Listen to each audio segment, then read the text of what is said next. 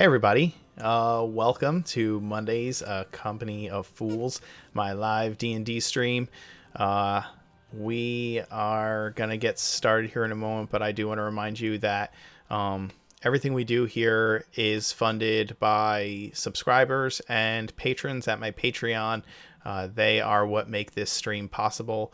If you have Amazon Prime and you have a Twitch account, you can give a free subscription out once a month, and we would be very, very blessed if you would choose to give that to us. I do want to also announce that we reached a milestone. We have 100 followers on Twitch, which is amazing. We've been doing this for about a month, and to get to 100 followers that quick is just mind-blowing to me.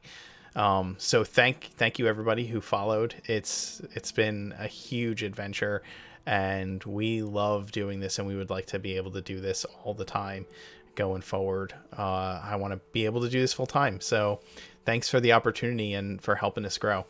Anyway, I'm going to let my players introduce themselves, and then I will go over a brief recap of what's happened so far, and we will get this ball rolling. So why don't you guys go ahead and introduce yourself and your character. Hey guys, my name is John. I play the Mastermind Rogue, known as Broker.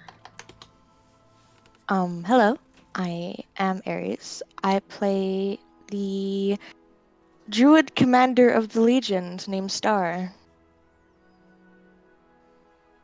Hi everyone, I'm Dio. I'm playing Sparks. I play really shy rogue slash artificer slash merchant. I hope you all have a good time. And I'm Stu. I play Gaz, the half-orc Oath of Redemption paladin, who is, I believe, going to be down in the hold talking with the Orc Commander Weave. Again.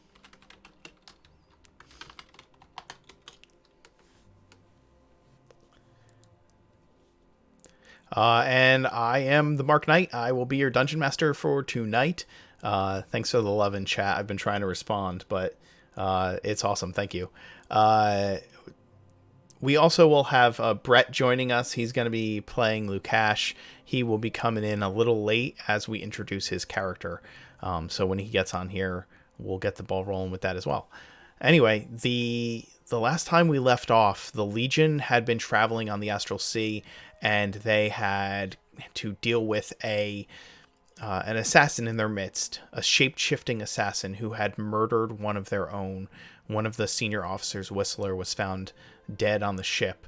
They enacted a plan to try and weed out the assassin, and although it went sideways and Sparks almost died, they were able to weed him out pretty efficiently.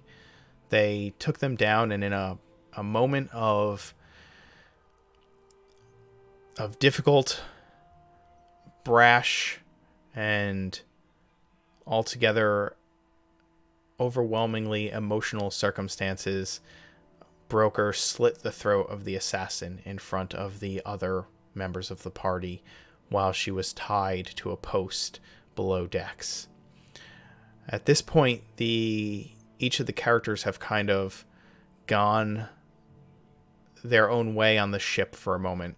Broker, to kind of process what he has done, has entered the cabin of the blind druid Topaz, the navigator of the sand skiffs that are traveling along the Astral Sea.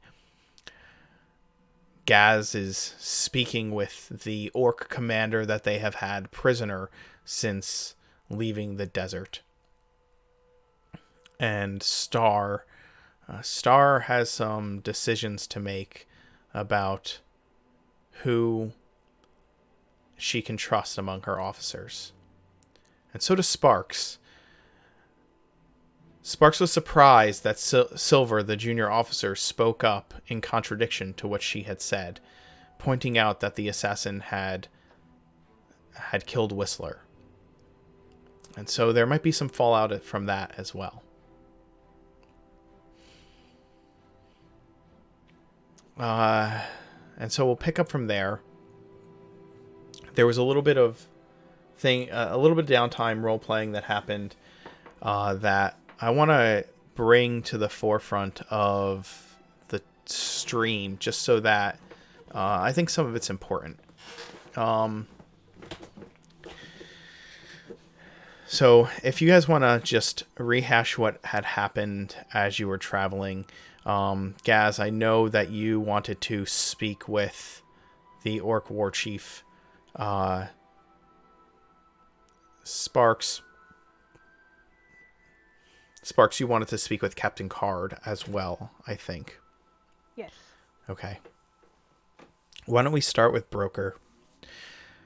Broker, you are in the cabin of Topaz the Navigator, and in spite of the fact that he is quite blind, he is also quite capable at Three Dragon Ante, as you have taught him how to play.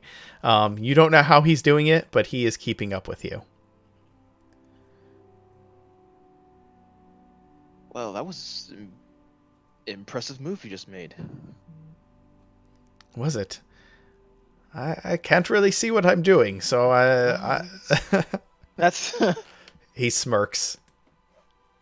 well, you're doing very well.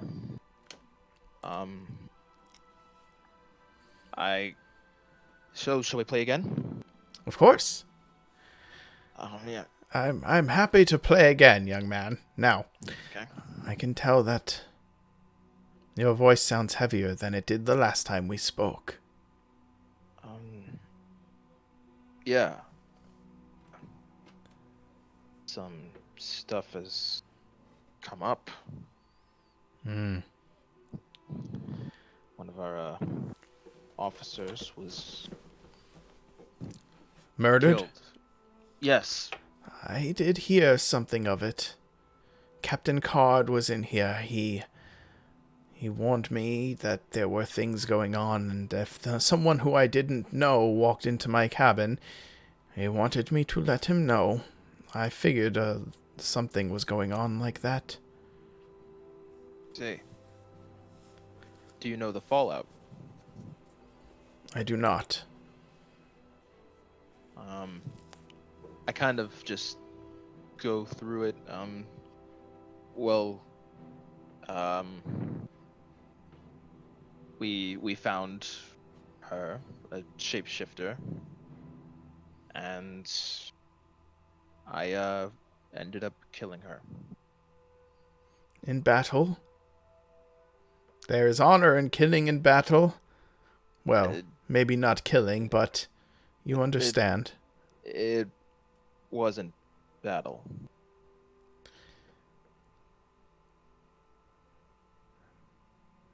I see. Well, sort of.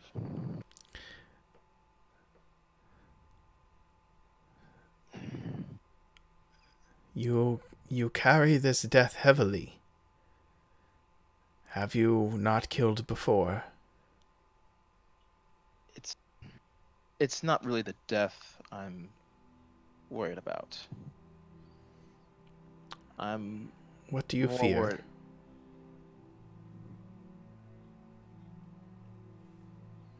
Losing more. When you start out with nothing and all of a sudden you have something, only for it to slowly be taken away. And is that why you did what you did? Because they took something away? Yes.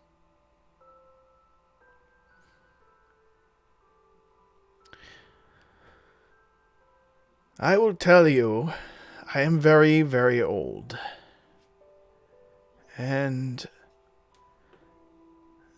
you should know that loss is a part of life. You will lose that which you love, or you will be lost to those who love you. But that should not allow you to fear that happening. You need to do what is right, regardless of that. Or maybe you don't. That's up to you. But Do not let the fear of losing what you have motivate your actions. I think you will find that when you hold on so tightly to that which you have, it will slip through your fingers like sand in the wind. But I'm just a silly old man who is somehow beating you at a game of cards, even though I can't see. So, take my words for what it is worth. All right, all right. Nobody else really listens to me anyway. All right. And I say it in primordial. One more round. He says in Primordial, I have all the time in the world. And we will move on to Gaz. Gaz, you've been heading down below deck to share meals with Agranak every chance you get. Basically every meal. Your conversations with him are sort of one-sided. He is standoffish, but willing to speak with you. Any of the other officers who come anywhere near him, he seems to not even give any attention to. But to you, he does.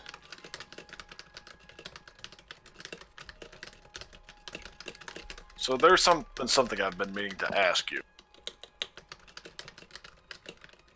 Speak. During our fight in the cave, why were you willing to let us retrieve the body of our commander as well as our companion who was laying prone? As I said,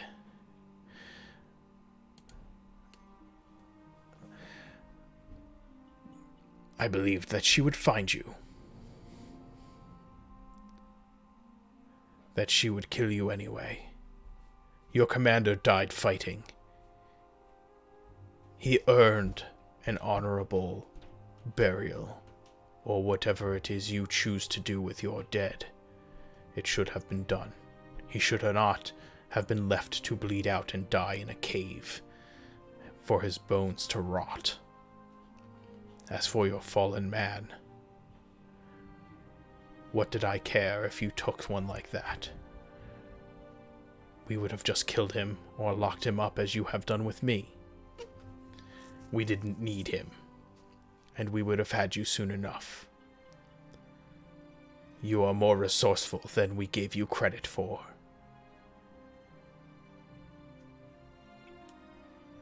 What brought you to your goddess to start with?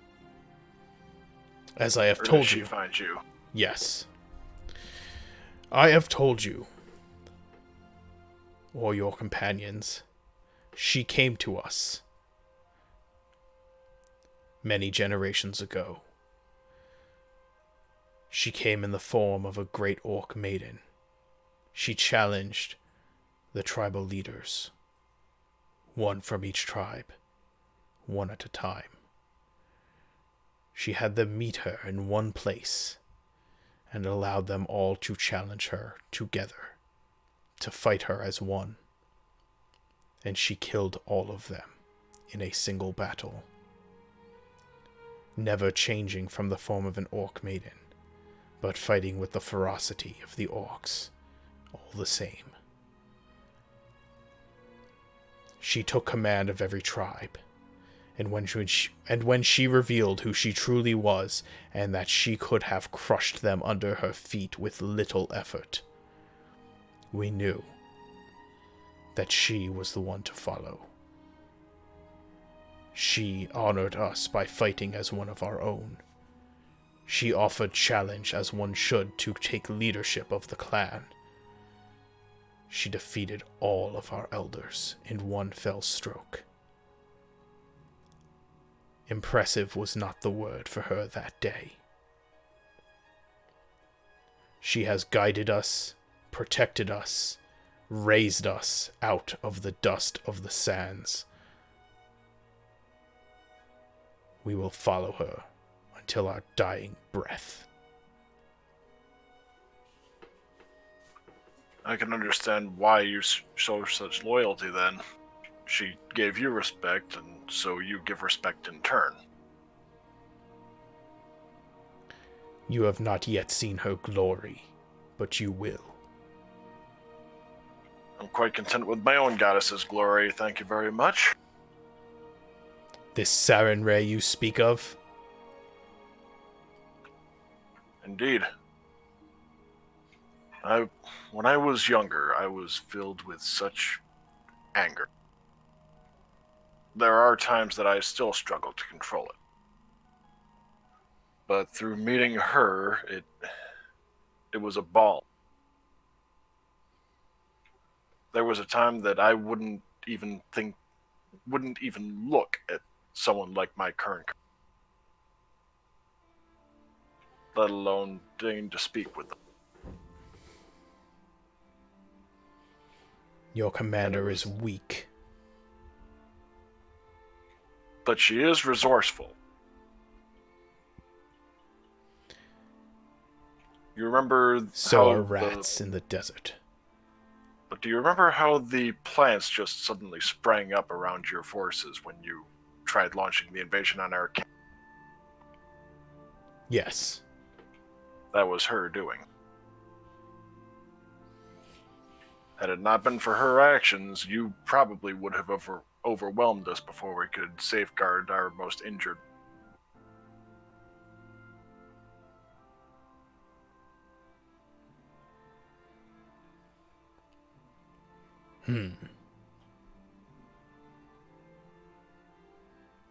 Your comrades are without honor.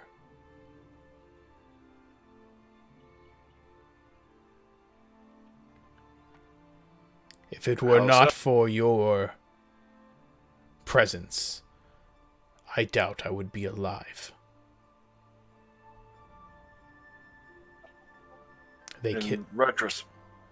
In retrospect, killing the changeling I do understand, even if I don't necessarily. After all, if she had managed to slip her bonds, she'd have been able to blend in with any of us again and tried to kill.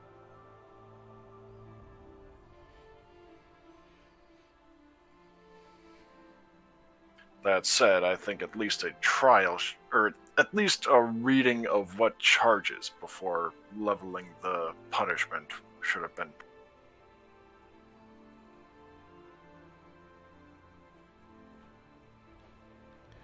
Slitting her throat while she was tied was cowardly. You refuse to. You should challenge this type of leadership if you are a man of honor, which you seem to be.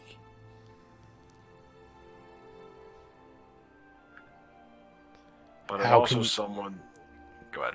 No, you go ahead. It's also a matter of trying to understand the motivation first, because it's easy to cast aspersion on an action if you don't know why someone. Look at your tribes, for example. The people of the border towns just think you're raiding, pillaging, just slaughtering for the sake of slaughter. We both know that there's quite a bit more to it than that. I do not think they would care if there was more to it than simply raiding and slaughtering. And I personally... Some might. Perhaps. Would it matter? Does it matter that there was some reason for slitting her throat while she lied tied and at your mercy? It was cowardly, and even your god thinks it was wrong. And yet you stand here and continue to take orders from that cur and her muling officers. You are one of them, one of her muling officers. You do as she says. She is not fit to lead, And if you follow in this way, neither are you. And you also are without honor. I believe our conversation is done. I've lost my appetite. And he kind of kicks his food back towards you. I'll pick it up and exit the hold. Sparks, you're speaking with Captain Card. Yes. I will be speaking with Card, but I will also be keeping an eye out in case I see Gas, so I will tell as soon as I see him. Captain, I'm so sorry for all the trouble we've been causing. Don't worry about your cabin. I made sure it's clean and pristine as it was before. I'm really, really sorry. Sparks. So in a scale of 1 to 10, how much trouble have we caused you? Let me tell you, Sparks. It is kind of you to offer apologies and to make good on my cabin. I appreciate it. But you are paying me well for what I do, and I do believe that you can compensate me best by making sure that I get what I ask for when we arrive at your parents' shop, for I am not a man of modest tastes, if you understand. You have seen my cabin after all. Yes, it's really, really nice. It is. I like it that way. But Yeah, you yes. have brought trouble aboard my skiffs, it is true. I knew that some trouble would be present when you came aboard, for you are being chased by a dragon, which, apparently they exist.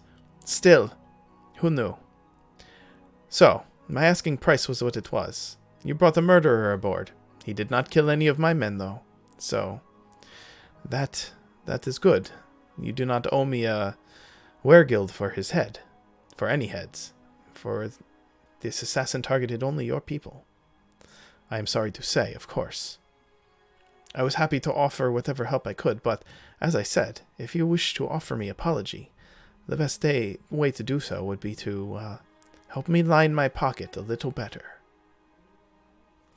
I'll do my best. Speaking of trades, do you only trade in the desert or do you trade elsewhere too? Where else were you asking about? Anywhere else?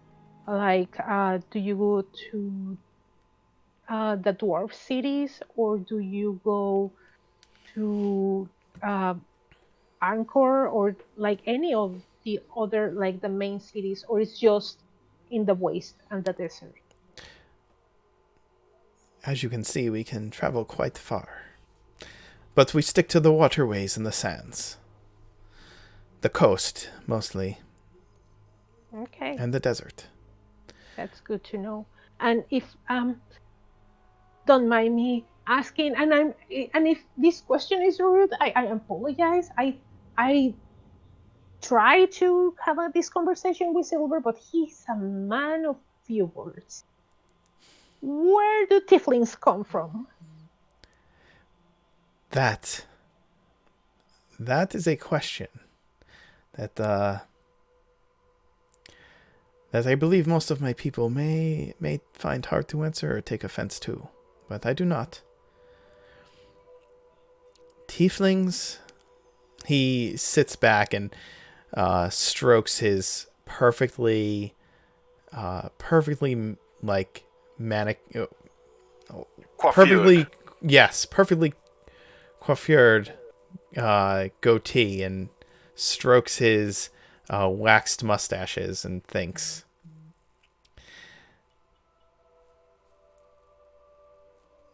we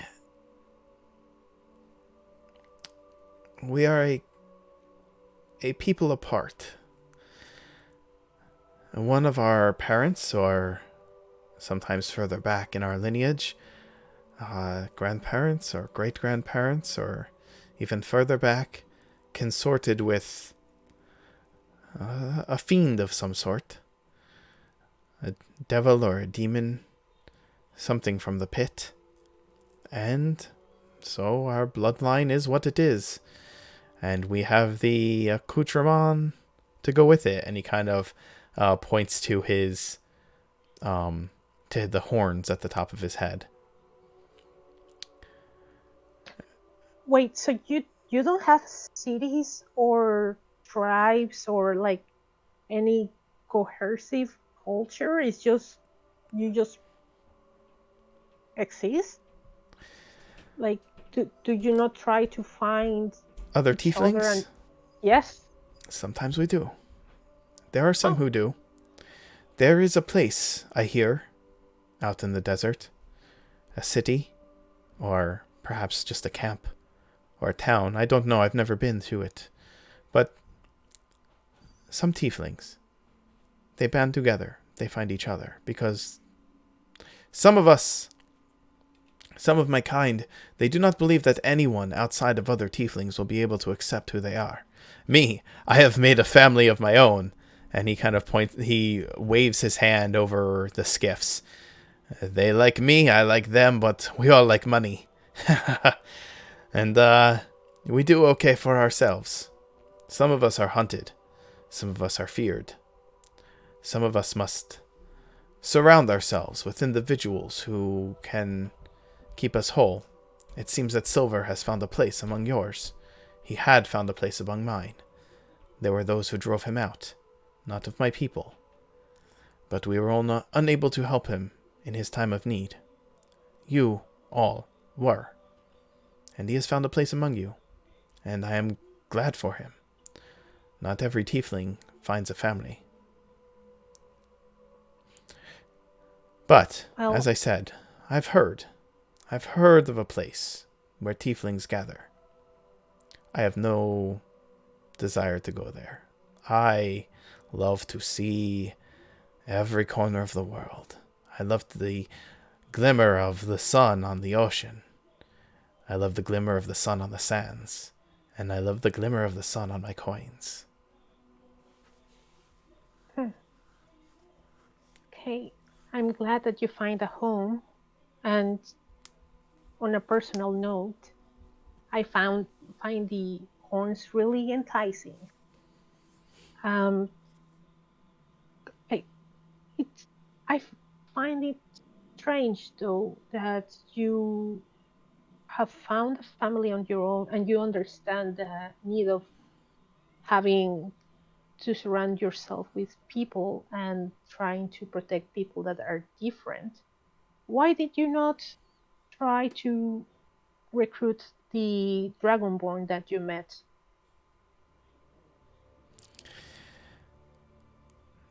The dragonborn I had met. He was a particularly single-minded individual. I do not think he would have fit among us. He only had vengeance in his heart. Or perhaps a thirst for justice. I do not know. Call it what you will. But his mind was set.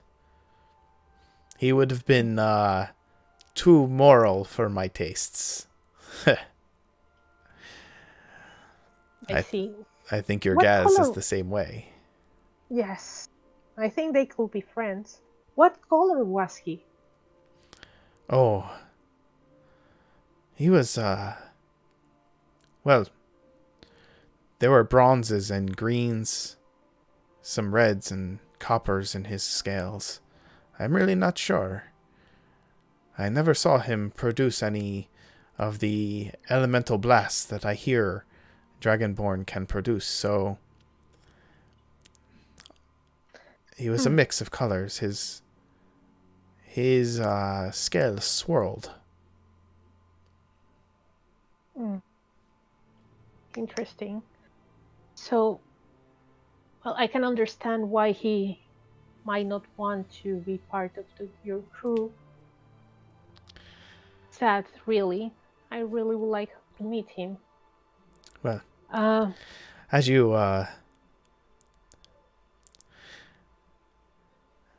yes. as you say, everyone needs a place. Everyone has a place of...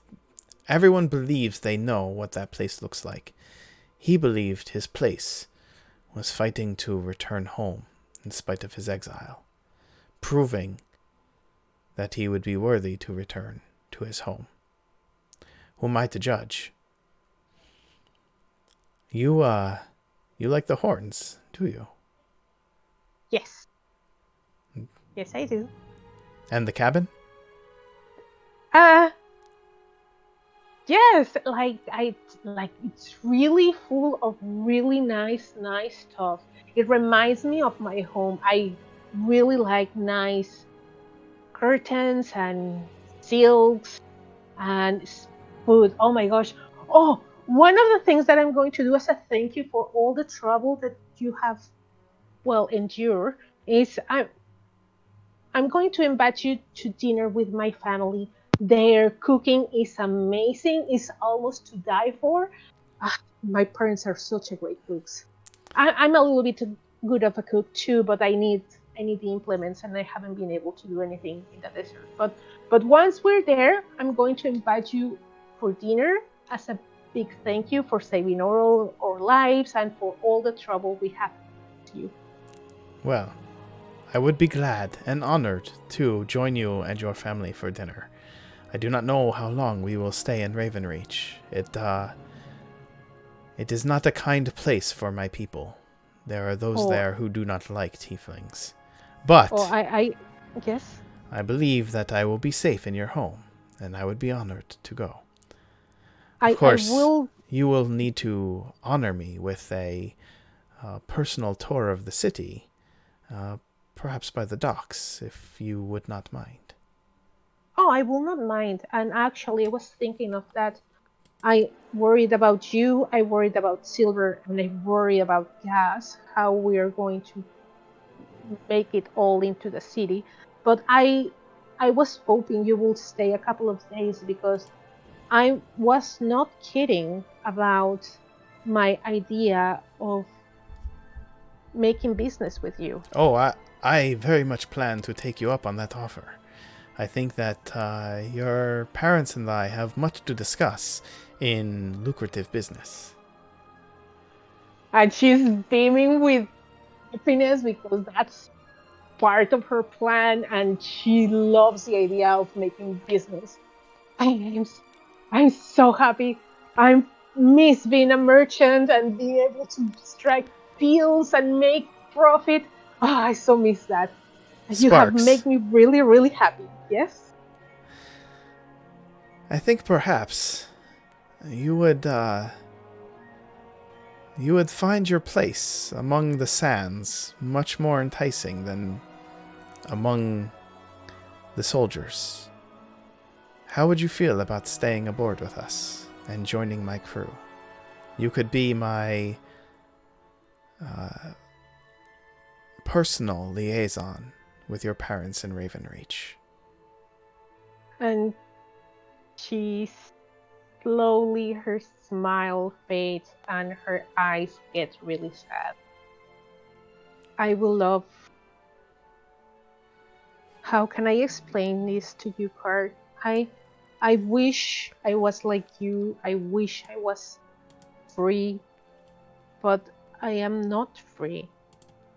And I do not regret getting into the Legion. I I make a deal, and I think I got the best part of the deal. I wish I could say yes, and if there's a time I'm free, then maybe I will take you on your word. But for the time being, I am not. He nods solemnly and holds his hand out to you. You know I cannot touch anyone, Card. Ah, But yes, I am so sorry, I forgot. in that moment I make mage hand and touch his hand. Hmm. He nods to you respectfully. It is unfortunate. It is. You are an intriguing woman, Sparks, and I would love to get to know you more. But I fear that our priorities are different. However, Yes. I am looking forward to doing business with your parents. We'll speak of this again. of course. And For- then yeah. Go ahead. No, you go ahead. Now, if he is finished with the conversation, He nods to you. okay. So in that moment, I will stealth because I'm still looking out for Gats. Okay. You see Gaz come up out of the hold, and Captain Card looks about. He gets up and walks up to the pilot deck. He was kind of sitting on the edge of the pilot deck speaking with you. And he gets up to the pilot deck and looks around, and he says to one of his men, "Get Topaz. It is almost time."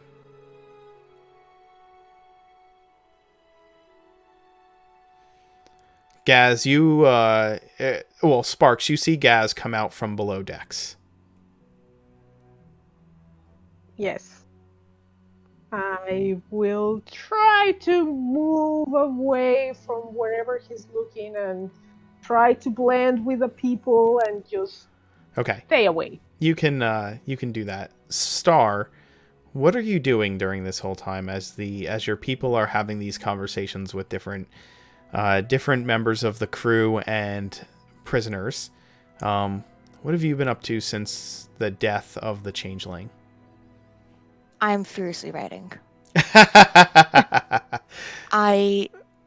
Star is just looking down at this paper with a quill in her hand, and she's been working on this for a straight day almost, just trying to find the right words of how to say this.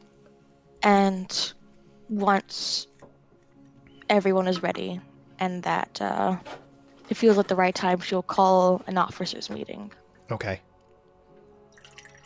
All right. You do that. You gather the officers. I'm not done yet. I'm still writing my speech. When you're okay? ready, you will gather the officers. Okay. Right now. You're gathering them right now. You better be ready. Okay. You'll gather the officers as soon as you are prepared to do so. In the meantime,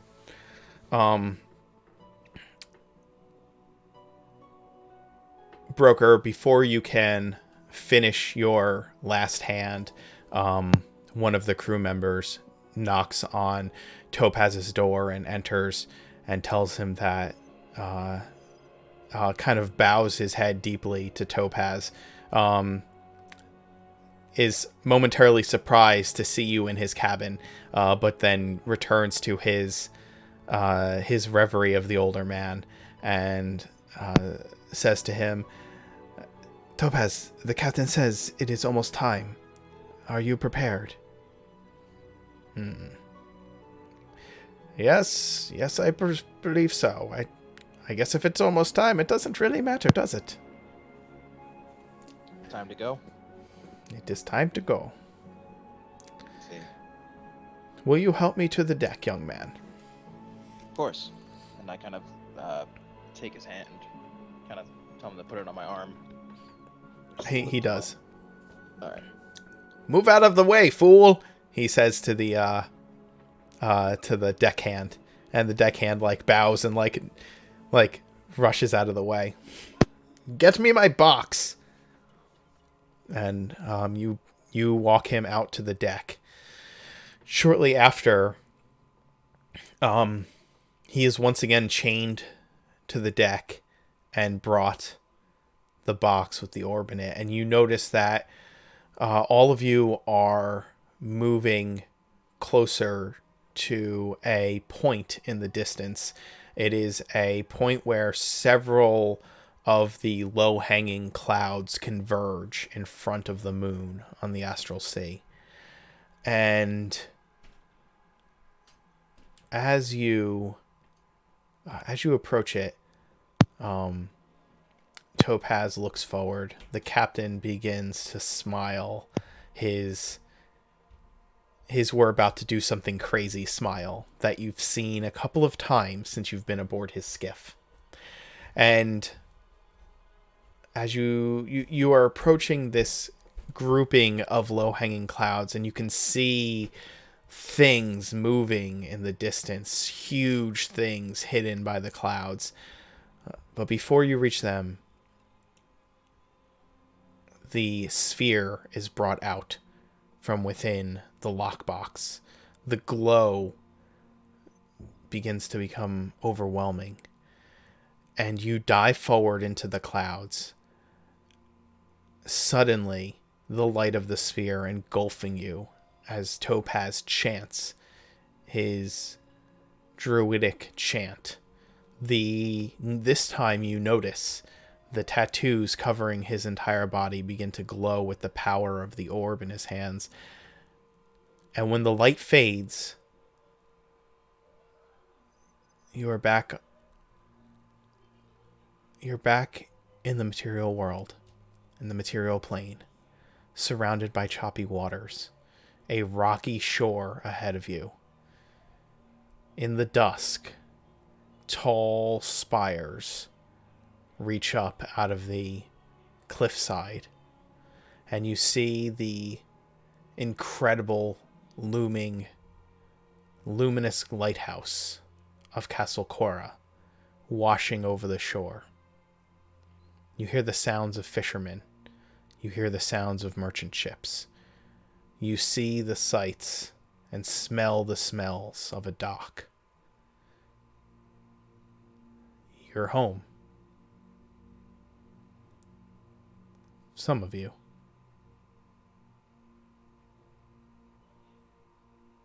I scream. Lukash. Yes. Everybody, this is Brett. He's going to be playing Lukash. I'll introduce him quickly. He is... Lukash, you have been in Ravenreach for your whole life. The majority of it, yeah. Right. And recently suffered a loss of a comrade in a pretty grueling night. You've been given his blade as a token, but you do not believe you can remain with those who you had grown to love.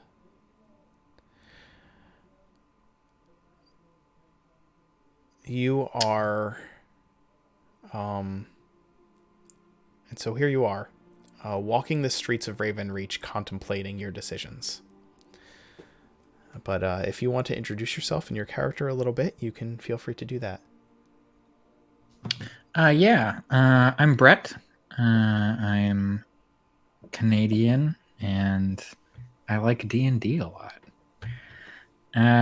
As for my character, Lukash is... I mean, I'm not sure how deeply you want me to get into it before he actually meets anybody, but he's just like a typically big, muscly, gigantic half-orc. Like 6'3", 6'4", built like a brick shit house. But he like dresses and looks and is kind of styled in the fashion of Ravenreach. Like he's lived there his whole life, amongst human cultures. And he walks with kind of the gait of a warrior. He's got his big great sword kind of strapped over his shoulder, full on armor, a heavy crossbow hanging from a thong wrapped around his back. Yeah, big, thick, or long, thick black hair. Perfect. Lukash, you are one of the things you intend to do before deciding where you're going to go is that you've never owned a blade of this caliber before, and so you know that the Dolkas typically dealt with an apothecary in the kind of shopping district within Ravenreach. A family by the name of let me pull it up here. A family by the name of Amberglow. They were a couple of halflings. The husband was a potion maker, and the wife was an artificer that the Dolkas did business with, and you've met them on occasion, but having never used a sword of this caliber or owned one before, you would probably want to stop there and ask them about caring for such a weapon. And so you are kind of on your way there, contemplating what your next step is going to be, and that's where we're gonna pick up with your character when you come in. Sure. I'm gonna ask that we take a quick break, and then I will bring us back, kind of picking up from there. And hey, Freedom, thank you for the follow, by the way. And so we'll be back in I'd say like 10 minutes or so. All right. We'll be right back.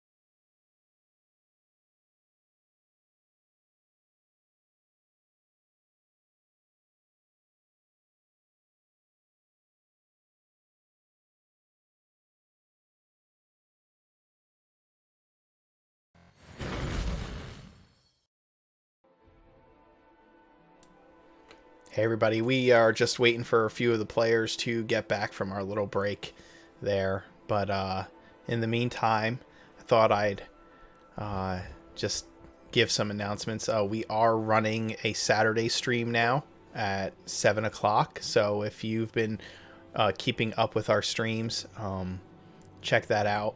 There are other new streams added. I'm doing a session prep stream every Monday.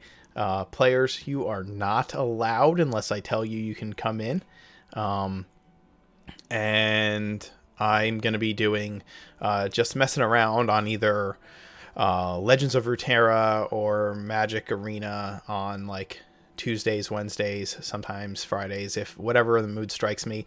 But I'll be doing a world building stream on every Saturday afternoon before my Saturday game. If you are a part of any of my campaigns, you can feel free to join in. I'm not going to be building anything that needs to be kept secret from the players. Anytime I do that behind without being on camera and behind closed doors. If any of you are part of my games, why don't you go ahead and let us know in chat there which game you are a part of and say hi. Promote that night of the week. Let the people who are not know why they should watch the show on those nights. And if you are not a part of one of my games and you're here tonight, why don't you jump in onto the chat and just let us know what brought you here, and if you have watched any of the other streams, which ones you've watched, which ones you've enjoyed. David, the Tuesday crew is always representing. Bookist, you in here? Yeah. Never left. Oh, sorry, Stu. So yeah, if you guys want to, do you guys in the game, do you watch any of the other streams when you're not playing on Mondays?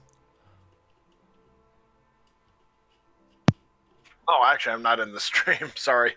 No, that's okay. Asking if I was here physically. Sorry. No, I've got you. I've got us live, so anything that you talk about, the people in the chat can hear. So if you have watched any of their streams, you can just say so. You can talk. Yeah, I watched the Dance Macabre. Oh, what'd you think? I actually enjoyed it. Let's see, the last one I watched was it was the one on the 22nd, right? Let's see. What happened? Man, last time because I watched a little bit, but they were in like the I forgot where they were. They were in the Were they still in the I don't catacombs? remember. Yeah, I think so. Okay. Actually. Yeah, that was a rough session. Yeah, they had like a bunch of guys on them. Brett can attest to that. Yep. Yeah, It's where I'm moving over from. I saw them the last session, and I love Maximilian's character. Like, he is such an aggro, like, oh my gosh. And I think I also love Archie's character, and I think Parks will love him and would like to make plans of merchandise later on. We can let's get back to the game. I'm sure that Star can jump in whenever she gets here. But you, Although being the commander, she might want to start off with the commander. yeah, that's very true. You guys have arrived in Ravenreach. So actually, Lukash, why don't you tell me why don't you kind of role play out a little bit about what you would have been doing since that night in the game. In Wednesday's game, I had described that the others had gone off to take care of the missing children and the ghouls, the ghoul corpses, while you brought Kurt back to the Alt's Manor to Lady Bia and her husband. And after bringing Kurt's body back, that you know, that Arthur gave you the sword, and you basically left the manor before Kurt's funeral. Well, you helped with Kurt's actual funeral of burning the body, but before Kurt's, you know, show funeral. That So you how had long left. has it been? I'm gonna say it's probably been about a day, maybe not more. Oh, okay. So it hasn't really been that long at all. It hasn't been that long at all. It's very soon. Well, Lukash lives above a bar in town, and I think he would just get like, I think he was like very unhappy with his own performance. Very unhappy with the fact that he didn't even have Kurt in his line of sight when Kurt was taken out. It's true. So yeah, I think he'd probably just get like really depressingly blackout drunk. Okay. Like old lonely dude at a bar, blackout drunk. And then I think he would maybe wake up the next day. And I know you said he was like contemplating his decision or whatever, but I don't think there would really be that much contemplation involved. Okay. I think he would wake up the next day and just be like, I'm not good for this organization. I'm not good enough for them or good enough to keep working with them. I definitely shouldn't be training new entries when I can't really do my job properly myself. So I think he would decide like, I gotta leave. I gotta find something else to do. I think he would just be, the thing he would be contemplating was how to get out of Ravenreach, a place that he's never left before. Okay.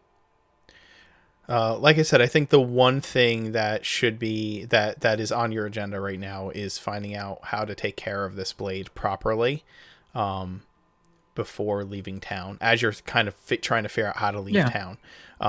Because again, you've never had a blade of this caliber.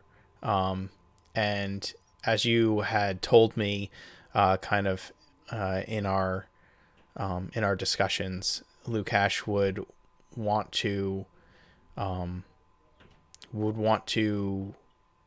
honor Kurt by carrying the blade and using it well, and I think caring for it properly would be a part of that in his mind. Yeah, definitely.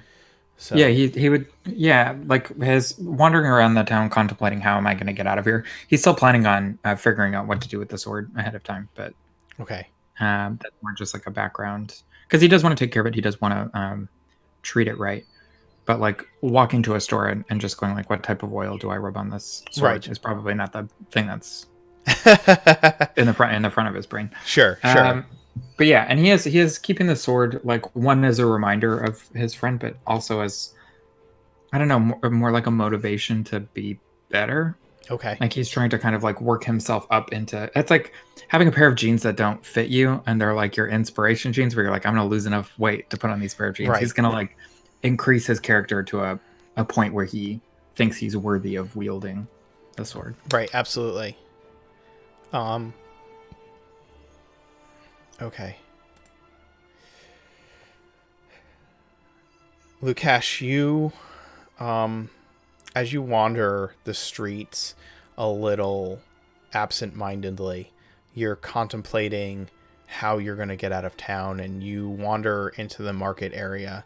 And as you approach the Amber Glow apothecary,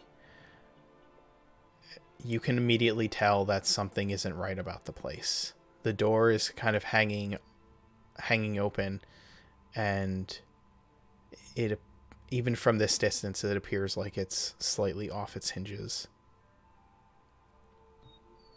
Okay, he'll try to approach it very cautiously. You can see that even though he hasn't quite done the thing that he does yet, there's like a slight gray shimmer around his skin, as if something human-shaped is kind of trying to peel itself off, but not quite separate. Okay. But yeah, he'll he'll approach the door cautious. Okay. You approach the door, and as you peer inside, you see movement. At first, you're unsure of what to expect. You're looking about. You see the movement, and then you realize there are, the place is a wreck. That's the immediate thing you notice. The place is a huge wreck, and the movement you see out of the corner of your eyes, you're like ready to draw your blade, and you notice that there's like a broom and shovel and a mop and bucket and like some craftsman's tools, and they're like floating about trying to clean up and fix this ransacked place. They're like moving about on their own accord, just kind of cleaning the place up and repairing things. But it's still obvious that the evidence is obvious. Somebody tore this place up. Okay. And yeah. He's gonna ease the door open, and I think because he's not like you said he'd met them like once or twice, but he's not met them a super couple familiar times with them. Right, exactly. But I think he will, rather than do the thing that he may have done prior to the disaster that was his last outing, he's going to just kind of call out softly. Hello? All of the cleaning and repair equipment kind of stop suddenly, and you get the impression that they stop and look in your direction surprised. But you hear no humanoid voices or see any humanoid movement from within. He's gonna hold his hands up in like a I'm not threatening you kind of a way, and then step inside the threshold and see if that changes their movements or behavior at all. They the cleaning supplies slowly go back to doing what they were doing, of just cleaning up as you enter in, kind of taking no further notice to you besides that moment of comical surprise that kind of happened with them. Okay. He'll raise his voice a little louder than and actually call out, hello, is anybody there? You still there's still nothing but the echo of your voice through the dismantled building. And as you enter in, we'll go back to the other characters for a moment. Sure.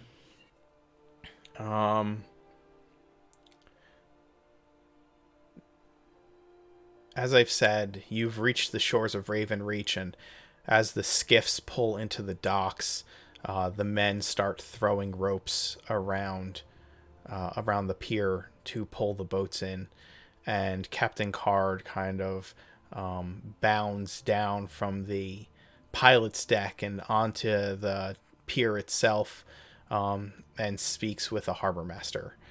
He has put on a low brow, or I should say a wide brimmed hat that covers his horns.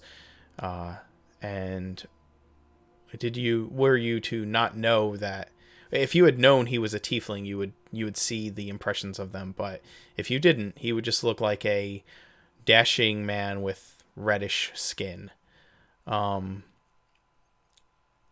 he passes some coin to the harbor master, who nods and smiles and puts one coin into a lockbox and another coin into his pocket. If for those of you who would notice sleight of hand, and Card pats him on the back, and he comes back to the ship and turns to all of you and says, "Well, I believe this is where you pay me the rest of my due." Of course, we will have to go to my shop, but before that, Star, I need to make an announcement to everyone. Is that okay?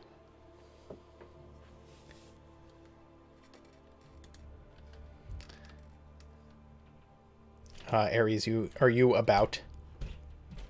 Sorry, just stuffing my face. I know. Can you say it again? I've been there before. I'm so hungry. I would like to make an announcement, and I for everyone, for all of our men, and I think also for Captain Card. Is that okay? Can I first call an officers meeting? Sure. All right. Can you get everyone, or would you like me to help? Uh, go ahead. All right. I will tell you, each of you, as you're, I'm actually going to just message each of you. You begin gathering, around. It's been 14 days in the astral sea at this point, and today is the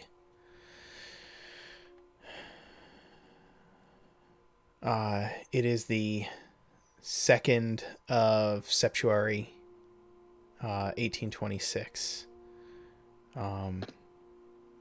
that you have arrived in Ravenreach. And I'm going to send each of you a whispered message, but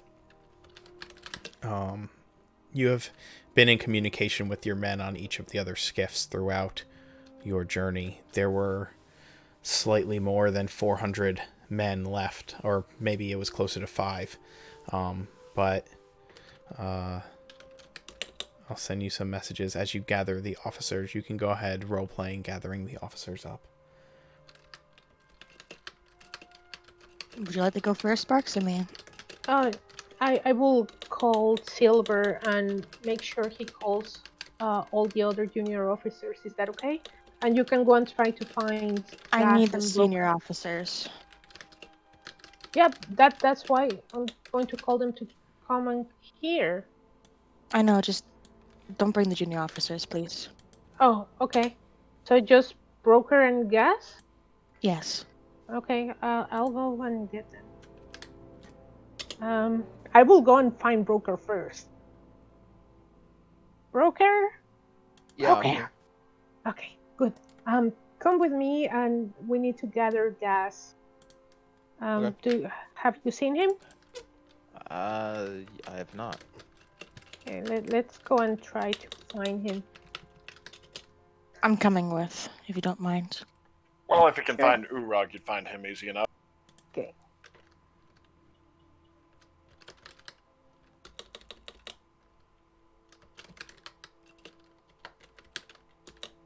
Do we find him? You do. Sure. Gaz. Yeah, I'm not hiding, so. you'll No, respond. I'm saying that in character. Oh, okay. Commander. I'm holding a high officer meeting. Would you please come with us? Of course. And I want to go to I want to ask the captain if we can borrow his quarters for a quick few minutes. Of course. I'm going to assume this happens right before you actually get tied off at the docks. Okay. I'm expecting that you would want to have this done before you actually come into shore. So, Agreed. so yeah, he allows you to use his quarters for your officer meeting. Graciously. He just asks that you don't make a mess of the place, jokingly. I'll try my best. So, Star, Broker, Sparks, and Gaz, you sit around a kind of a table that is located in the captain's quarters. He's got like a small table for gathering some of his own captains when necessary, and you find your way around that table. I feel like the mood is probably solemn as you meet for the first time since the death of the assassin. Star would sit not in where he would usually sit, but around. Mhm. And she asks the others to join her.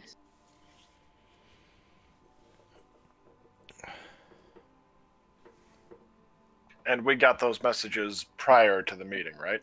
Those are things that you have been like. You can determine how you've done the accounting for that, but each of you have been checking in on your individual what's left of your wings of the Legion, and that's the bet. Like each of you have accounted for about that, and I've sent messages to each of you. So Star, you've called this meeting. I'm assuming you're going to call it to order now that they've all joined you in the captain's quarters. How's everyone looking, though? Well, you guys can describe your dispositions.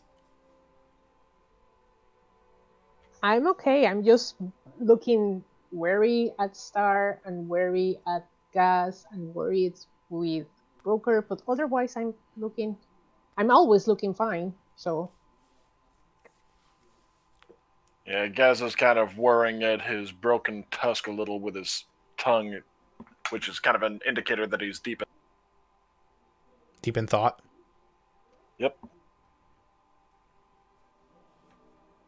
Broker? Joker kind of just looks at everybody, kind of reads the mood.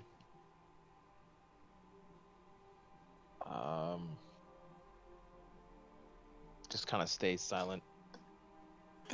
I've come to speak with you all. I hope that you'll give me a minute or so. Mind if I do a quick status report first, Commander? Of course. Well, talking to my men, apparently, because of our return to civilization, about a quarter of them want to resign. Which stands to reason, given that they've been through a decade out in the desert and obviously want to see their family. Half of mine also wish to resign. Have any other wings said anything? yes, my wing has said that 2/3 wants to return home. Broker?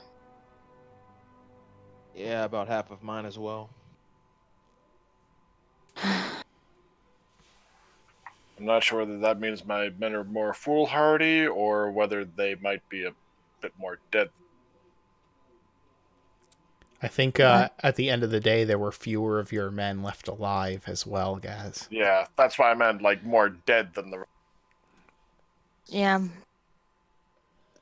Out of everyone, my unit was the one who stated, at least, mostly okay. But that isn't why I called you here. I've asked you all here today to speak about my actions and the decision that I made 2 weeks ago. It was rash of me to do that, seeing an officer dead, and the almost dead sparks fueled that. I understand that even with these excuses, and that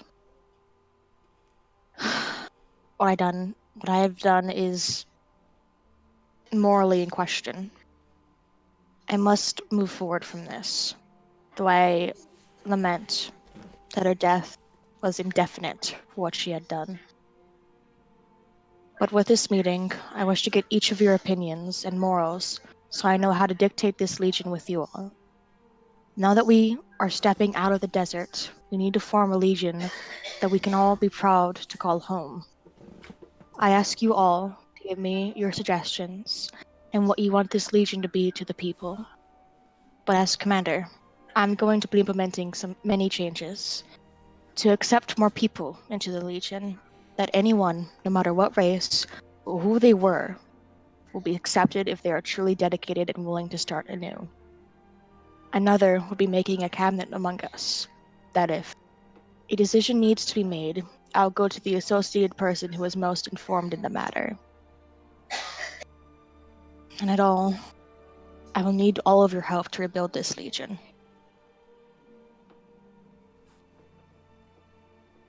Any questions? Sparks slowly raises her hand. Yes, Sparks. I like what you're proposing, but shouldn't we wait until we actually get to Robert to implement any of these? Because as far as I'm aware, none of us is free to make any this kind of decisions. Even you, as the High Commander, the decisions of how the Legion runs and its purpose is tied to the royal family, and whatever they say goes, unless you're proposing to break out of the royal family, in which the question will be who is going to pay to our men, and how are we going to make a legion of mercenaries? We are I sworn by the royal family. We are not going to do Yes. that. I am only saying that these suggestions are what I'm hoping to implore them to accept. Because right now, we're an echo of what we once were. I agree to that. But what do you propose the Legion is going to? My question is, and she looks at her hands. How you want to? I think yes, we should rebuild the Legion because because we were not able to deal with Thundermaw one way or another. She's going to come to Grobert and wreak havoc. She knows who we are, and I'm not referring as individuals, but she knows that the Phoenix Legion is part of Grobert. So she is going to come to Grobert. So what is going to be the purpose now of the Legion? How are we going to explain this to the royal family? No one is going to believe us. There's so many things. I'm kind of overwhelmed, and she puts her hands in her face trying to think about it and says, if someone else wants to speak while I'm trying to make my thoughts make sense. It's okay, Sparks. As for myself, I absolutely love the idea, but Sparks does bring a good point in that we do report to the crown, so we do have to get in contact with them as soon as possible. And incidentally, do we still have the sending stone? There, you did not have a sending stone that connected with Grovair. No, I meant with the dragon, because we could use that as. I thought No, I thought they were dumped into the astral sea the last time we. I know we did one. They were both, Yeah. I believe. We did both. Okay. Okay, I wasn't sure about that. And Gaz probably did make himself scarce, so in character he wouldn't have known necessarily what happened with the second. Okay.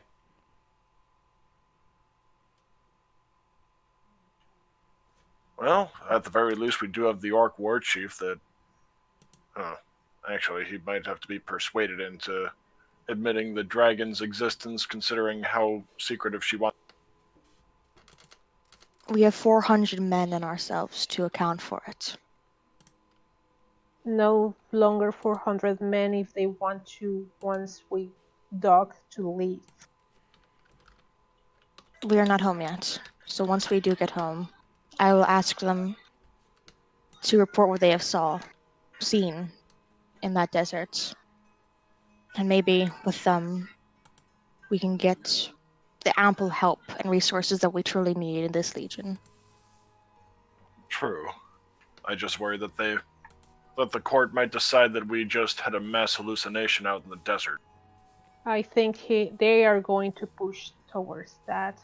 And Sparks looks at them and says, I'm usually the positive thinker of the group, and I'm worried that you guys are not thinking deep enough about politics if they send the Legion to the desert as a exile or death march, they won't care what stories we bring or if they're true or not.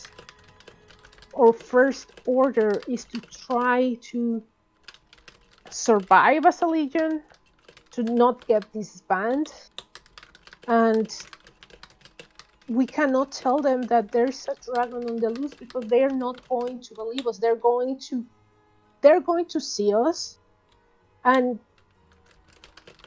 I don't know if they are going to be happy of having a elf commander, an orc, another elf, and me as representatives of the Legion. Like it's a human kingdom, and most of us are not human, and Hopefully, the court would respect the law and uphold the chain of command that was established by the. but that chain of command was done in the desert. Like, how will they know that we are following the chain of command? We have a sword. That Sparks, doesn't mean anything. I'm sorry. I'm worried too much. we don't know what will happen until we get there. Maybe it's been 10 years with no contact. Let's just wait and see. This is Okay, what we can hope for. That is the I worst case scenario, and we will be prepared if that happens. Okay. and okay, and she says, like, in a whisper that you probably hear, is, how do we even know Robert is there? Might be changed now and be, I don't know, the kingdom of Bob or something. Sparks, Robert still standing? I'm sorry. That's a bridge we'll cross when we get.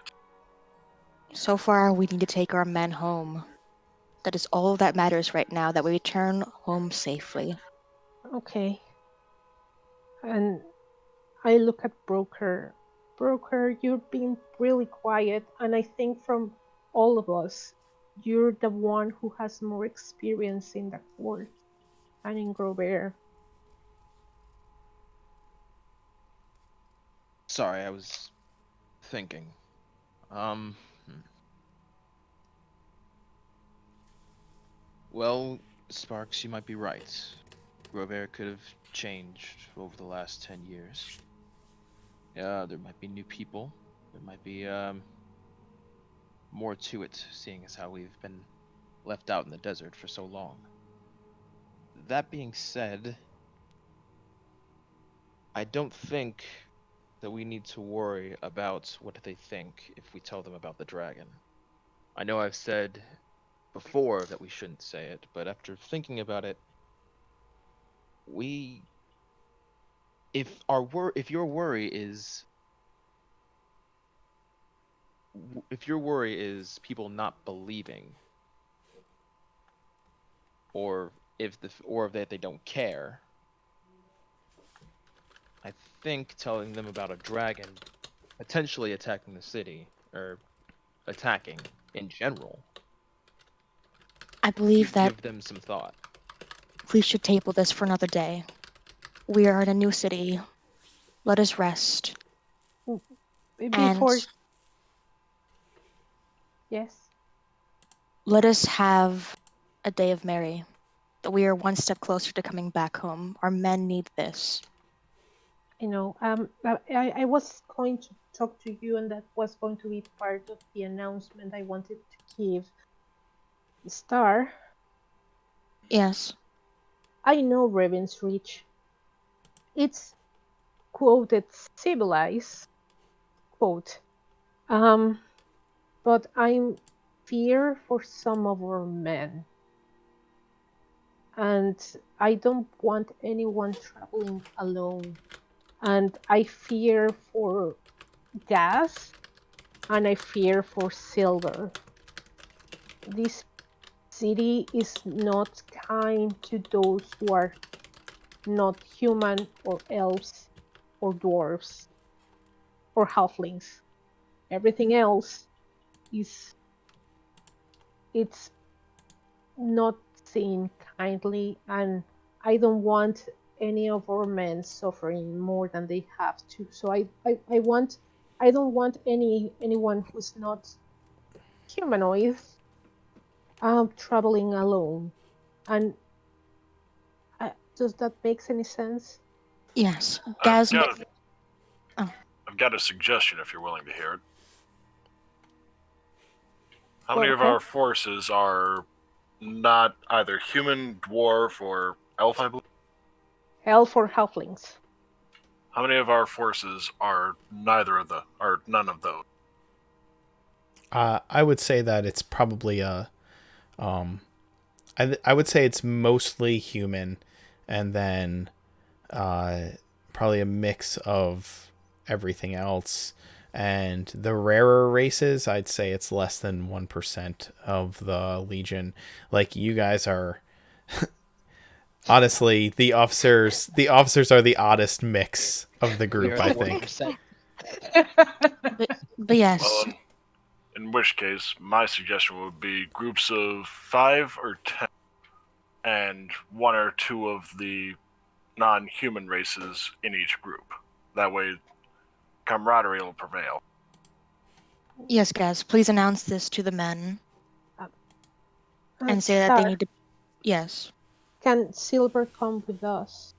He's one of the rarest, and he's going to be targeted the most. If you wish, but we should go now. Our Okay. men, we're almost here. And I believe that our men deserve a break. Yes. Agreed. Honestly, we do as well. Agreed. How about you show us around? Sparks? Sure. We just need to, Captain Cart, and rightfully so, will want to go first to my shop, and I think it's fair to go there first, settle the money owed, and then after that we can all rest. What do you think? That sounds fine. Is this a meeting adjourned? I guess Sure. so. And I guess we keep going. Okay. So you've arrived in Ravenreach.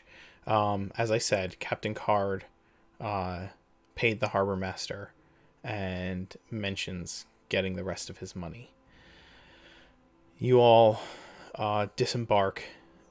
Gaz, you announce to the men that they are getting a little shore leave while you all take care of business in the city. How long before you want to? Do you want to come back to the ship? Are you asking Card for a ride the rest of the way? Or are you going to find your own way to Grovair?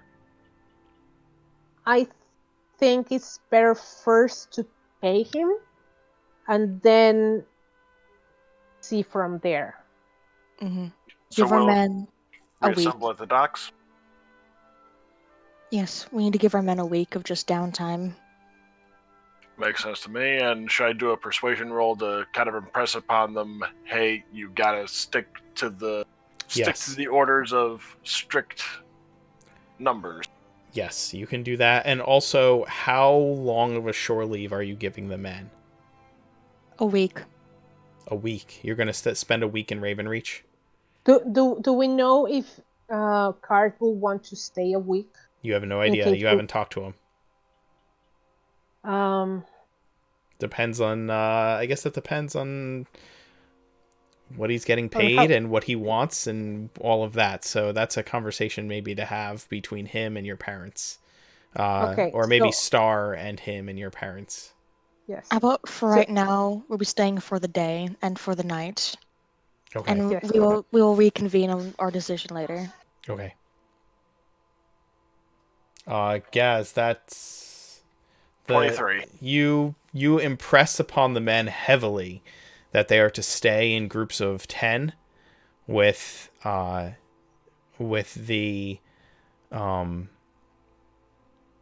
that they should stay in groups of 10, and you kind of organize those groups of 10, and you utilize the junior officers to make sure that those groups are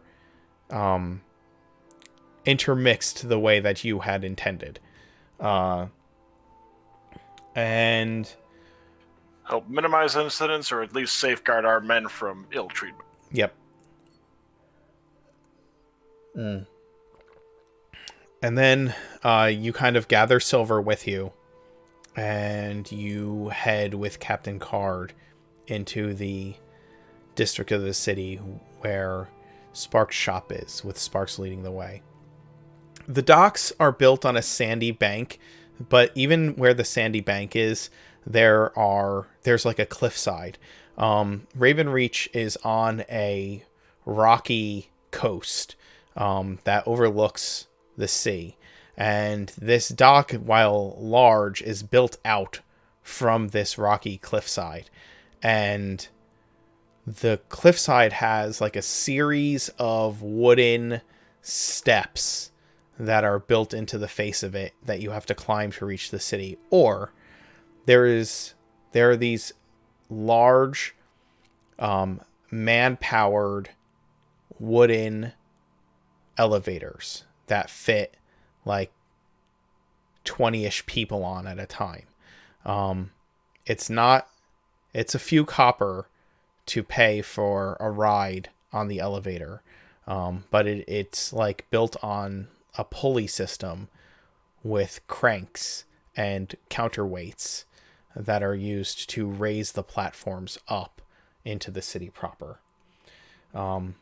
Many of your groups of soldiers have opted to take this method rather than climbing several stories worth of steps to get to the top. Now, mind you, these steps are wide and built in like zigzag patterns up the side of the cliff. And you could probably walk like 4 or 6 abreast on either side of the steps going up. But the elevator is very enticing to those who are willing to wait and pay the fee. And How so are people responding to Urok, by the way? The docks is like it's like a mixed bag on the docks, and so they've seen a number of things, but a warg walking around on the dock that's towering over most people is not something that even the most seasoned sailor has seen every day, and people are keeping clear of the animal. Well, this is going to be easy to navigate the city streets. Yeah. Gus. Yeah. Question. Mm-hmm. Well, I was going to suggest to leave her on the ship for 2 reasons. One, it's drawing a lot of attention, and 2, if all our men are on leave, who is taking care of the orc chief? I just put that in chat. So. Yeah, she'll keep him The company. second I was already ready. That's too funny. Actually, I'm trying to think how. I'm gonna have to look up how far the bond. You can call your mount, right? Because you have find steed, don't you? Right, but I was thinking of leaving her on the ship. She can keep the war chief company. Right. You may not be able to And it's communicate also- with her telepathically, but she can stay on the material plane even if you are outside of that range, right? I think it's 100 foot. You can stay Let's in see. telepathic communication. Well, If your it's steed is like- within 1 mile. Oh, Oh, all right. So yeah, I can basically make sure that she can tell me like, okay, he's trying to loosen his bond. Okay. All right. So she's gonna stay down in the hold with the orc war chief. We'd also Yeah, although she's really wanting to stretch her leg. One of the days of shore leave, we've got to get her out to just the outskirts of the city Right. for some relief herself. I'd Oh, also poor ask Urag. that some of our men are able to stay there, and I'm willing to pay them personally if they're willing to watch them. And Okay. also take shifts as well. Yeah, absolutely. You set up shifts, and all of that. You set up everything necessary to keep the war chief under lock and key. And maintain discipline. Always a nice plus. Yep, absolutely. You you take whatever means you choose to get up into the city proper, and I will say, Sparks, that Ravenreach is both much as you remember it and a little bit not. There are stores that have changed hands and buildings that have been added or taken away, but the streets are all the same, and the people are the same. The people always have a look of worry, and there's a constant, overcast sky and misty feeling to the place. The church's spires tower above the city, especially the Church of Thundra, which can be seen from most districts as it sits kind of on a rise leading up to where the palace is. The city feels closed in, and there are parts of buildings that hang heavily over the streets, and the cobblestone kind of clip claps as people walk over it. And there's a constant, almost wet texture to the cobblestones themselves. The people keep their eyes down and avoid eye contact most of the time. They wear high-colored leather coats or wool coats to fight off the weather, scarves and tall hats. As you move closer to your mother and father's shop, they have the apothecary out front, and your mother's workshop is in the back. She caters to the wealthy, noble families of the city, as artificery is very expensive. But you immediately notice that something's not right. As you all approach, you can see that the door is hanging off its hinges, and a large figure stands in the midst of the shop. He's armed, though his weapons aren't drawn, and his silhouette stands out in the windows as you approach. Stealth. And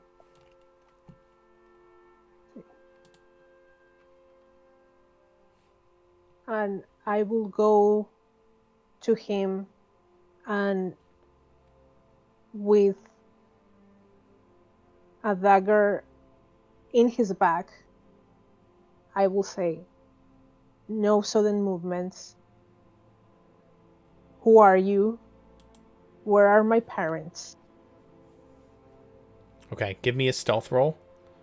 There. 24. Okay. Lukash, you are looking about the shop. You've just called out if anyone's there and heard your voice echo through the quiet of the place when suddenly you feel the poke of cold steel pressing against your leather coat and up against your back. Lukash is gonna put his, not move suddenly, but kind of hold his arms out like I'm not holding anything. And just go, okay.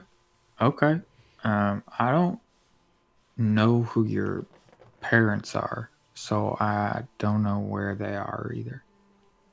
The rest of you may have caught up at this point, as I'm sure that Sparks kind of ran forward and then slid quietly into the shop as she saw the disheveled condition ahead.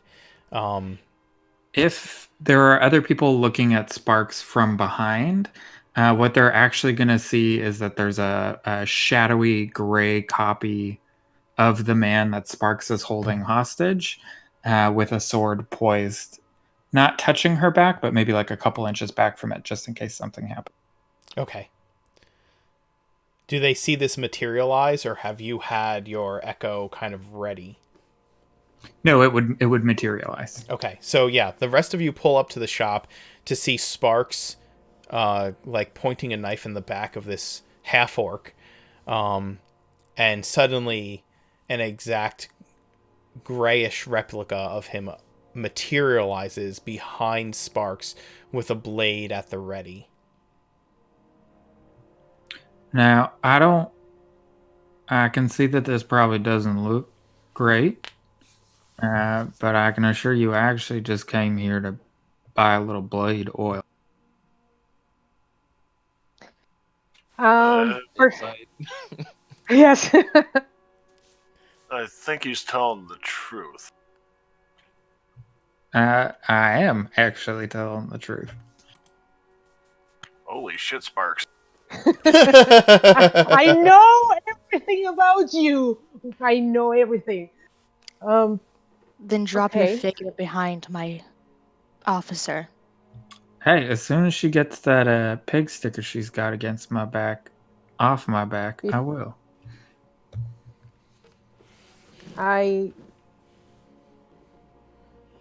take out the blade from his back, and without turning to see my companions, I ask them, guys, can you take it from here? Yes. Okay. I will stealth and go check all the shops and the rooms and everything. Stealthy. As you guys move into the room, Silver's nowhere to be seen. He has slipped off as well to you watched him go into the building and then kind of stealthily move towards the back. He kind of disappeared into the darkness as well, following Sparks. Yeah, you notice that that Silver is moving in the same stealthy fashion as you are. Kind of gives you a nod as if to say, I've got your back. You're not going to go in here alone.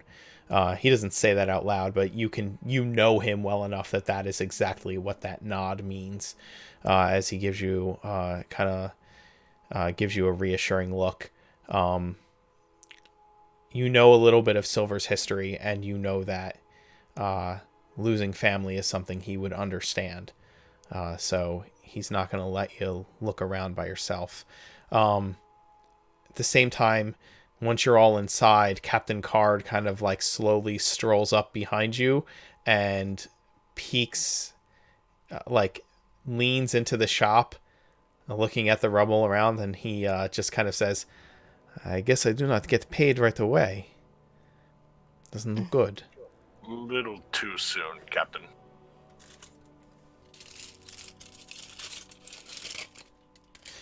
We'll do everything in our power to find them.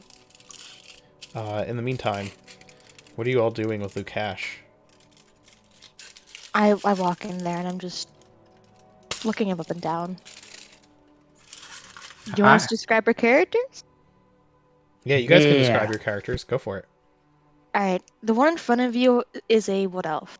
She has long and very curly red hair, and the jacket/coat she wears is just constellations that seem to be ever shifting and moving like they're actually real. She seems to also have a long sword by her side, and if you know anything about the Legion, which I'm not sure if you do, would he? I don't know. Yeah, I'm not sure either. Yeah, I'll have you roll a history.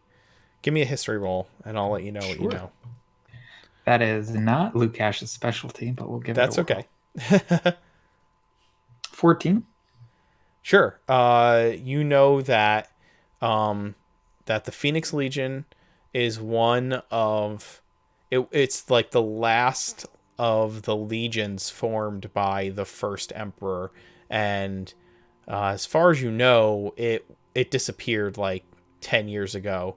All of the legions have they're all like in history. You know what I mean? Like nobody's the legions don't exist anymore. Those are things from the past, you know. And the last of them was the Phoenix Legion, and they they had existed and they had fought in wars and stuff like that. You know that, and they had helped repel the orc invasion that happened some 10 or 12 years ago or something like that. And they, as far as you knew, they were either destroyed in that war or disbanded after that war because nobody's ever heard from them again. You figured they were just, they're just a history story, just like a lot of other things. But that sword that she's carrying, that was, you've heard that all of the commanders of the legions that were formed by the Emperor, each of the commanders had a magical blade that was forged for them by the by Merwin, this like legendary, this like mythological wizard who was the advisor to the first emperor and the last emperor. Apparently, he lived long enough to see the entire empire. But like all of it is like stories of either legend or just like history stories. You know what I mean? Yeah, so it's from quite some time ago, not just Yeah. like recent past, but like the far past. Okay. Like, yeah, most of it's from the far past, but the last legion, like, to be disbanded or destroyed happened like 10, 12 years ago. Okay.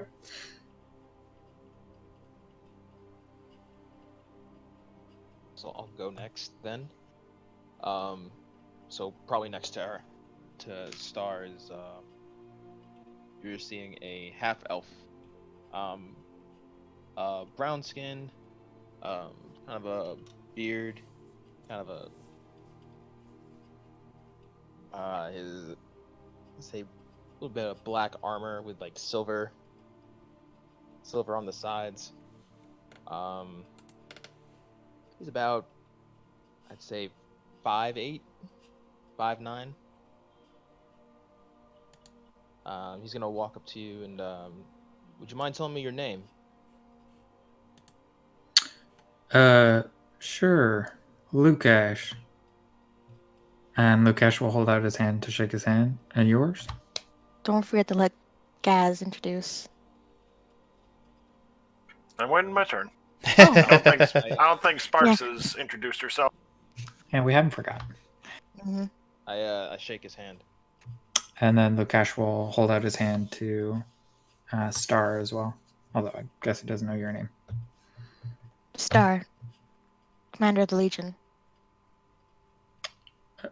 Oh, okay. And sorry, who are you in the back?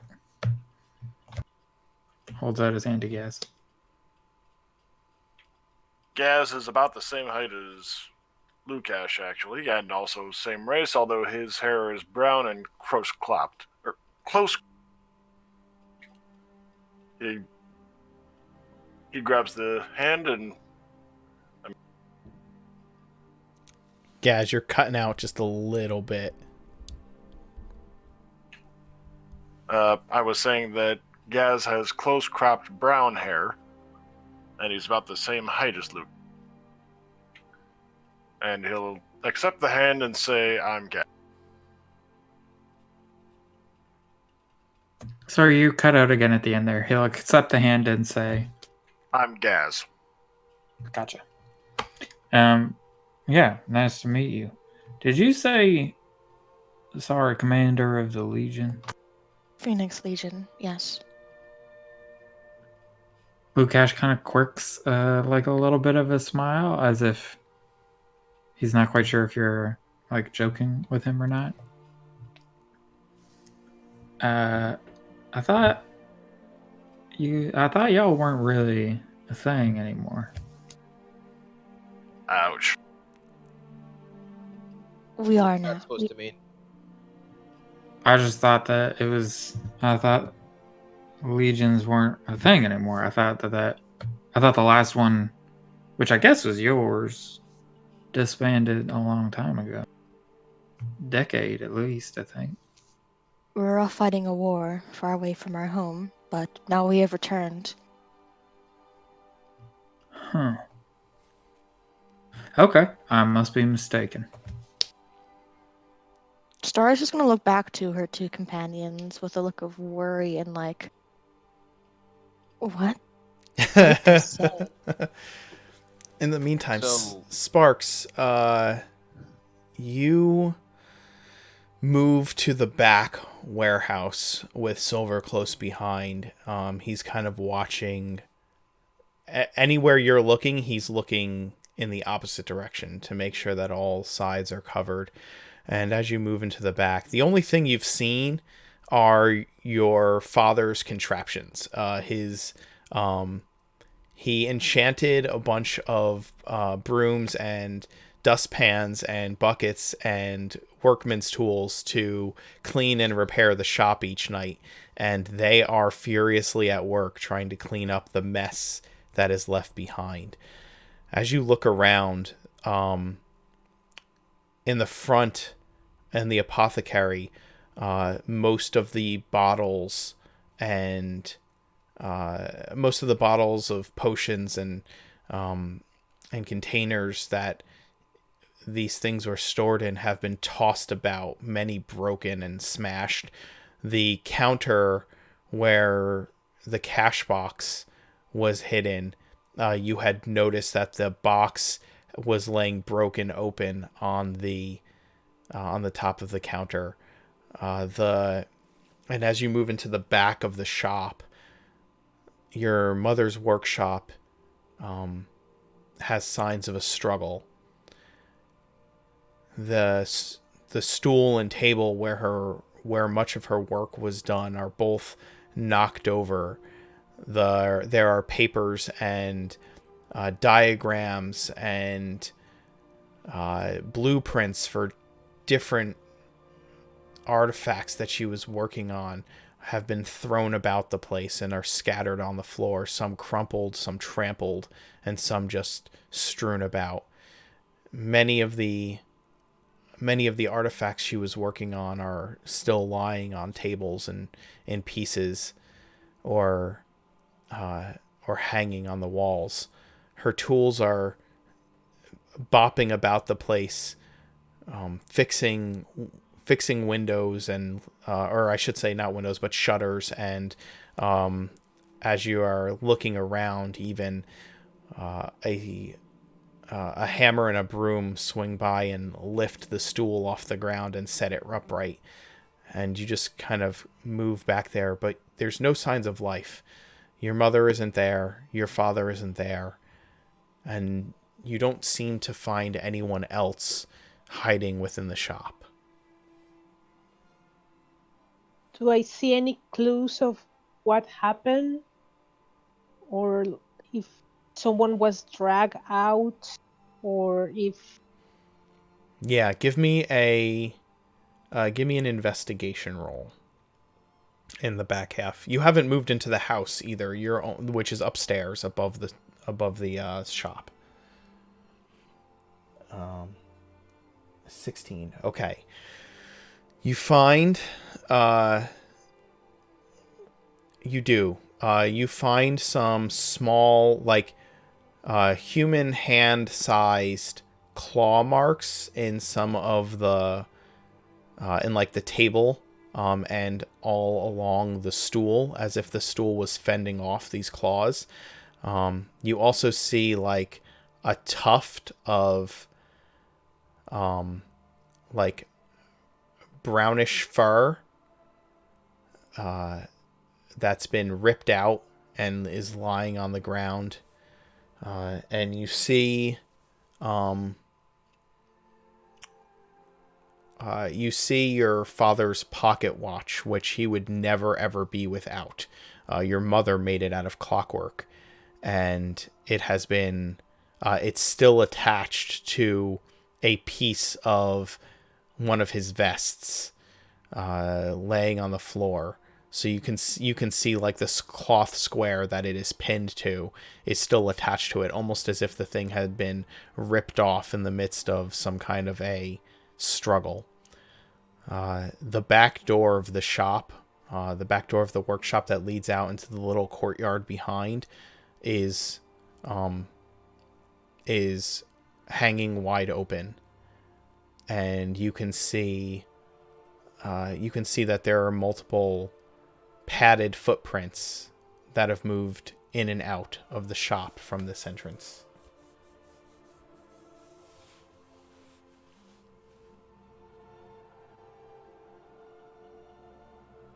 Is there any blood? Yeah, there's a little bit of blood. Not enough to indicate anybody had been killed there, but there's enough blood to indicate that there was a fight. Okay.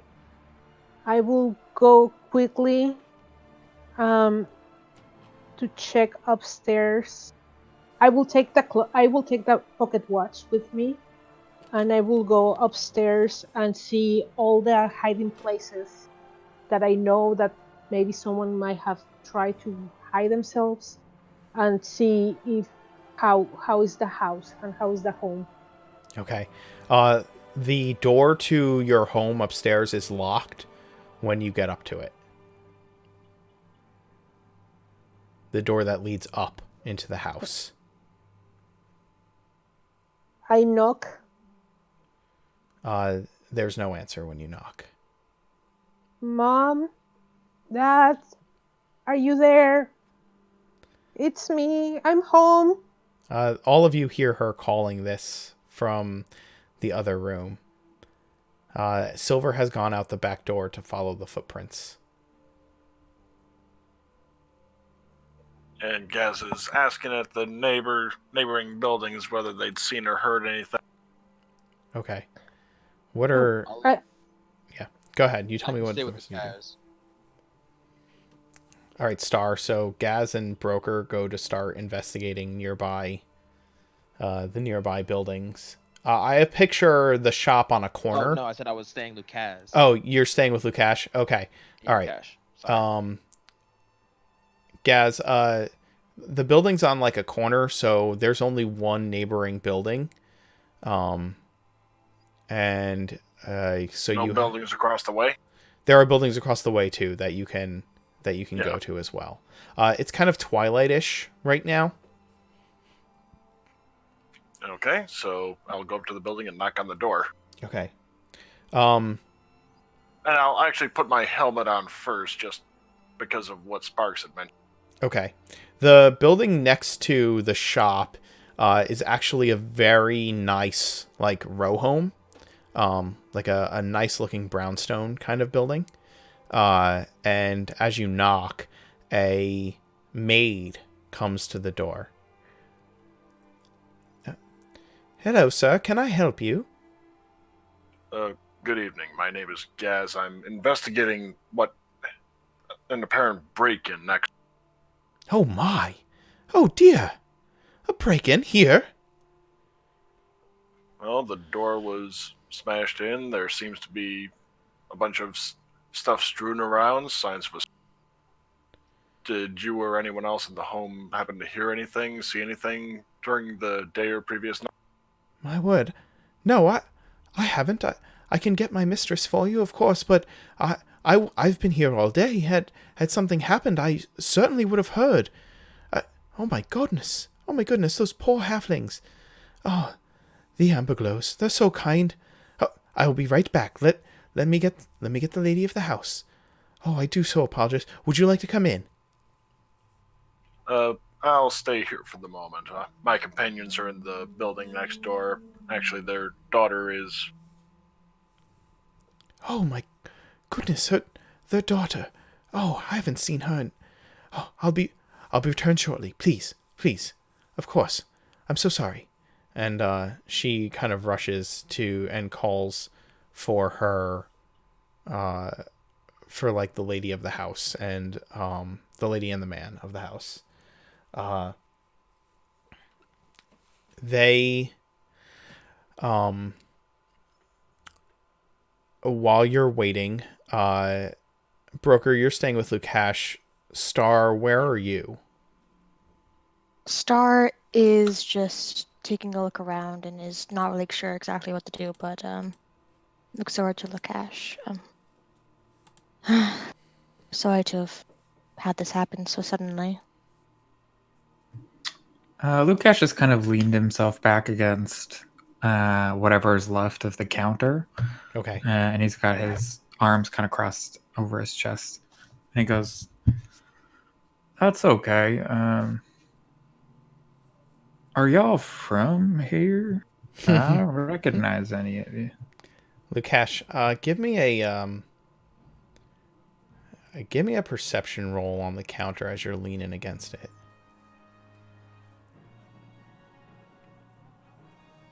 You notice the same kind of claw marks on the counter that Sparks had noticed in the back. Signs of like where things have been kind of pushed off the counter and broken. They're not very hidden, and you have seen claw marks like this before in your work. What are they from? Those are were-rat claws. Okay. He'll kind of file this away at the moment. Sure. But yeah, I go, "Are y'all from here? I don't recognize any of you, but the one who snuck up on me, she's startlingly quiet, by the way. She said her parents own this shop." Yes. She's originally from here, but we all work for, I would give him the royal family who we work for and the name of the country that we're from. They are. So they tell you that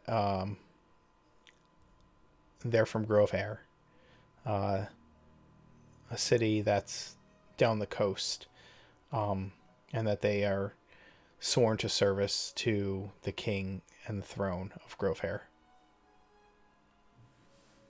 Okay. Do I know anything about that? Yeah, you know that about a year ago that the king she mentions that they are sworn in service to King Bolivar of Grove Air.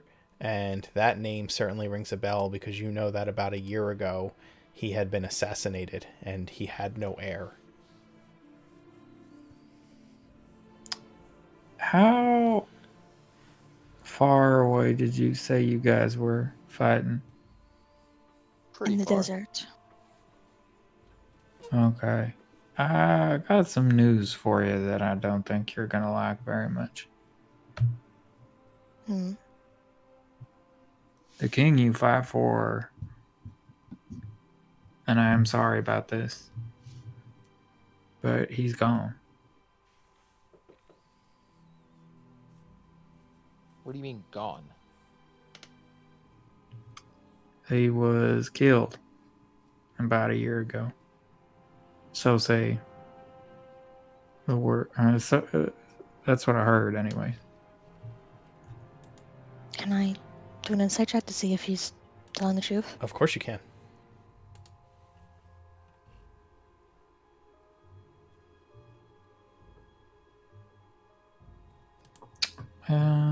Yeah, he's telling the truth. Yeah, absolutely. He's telling the truth.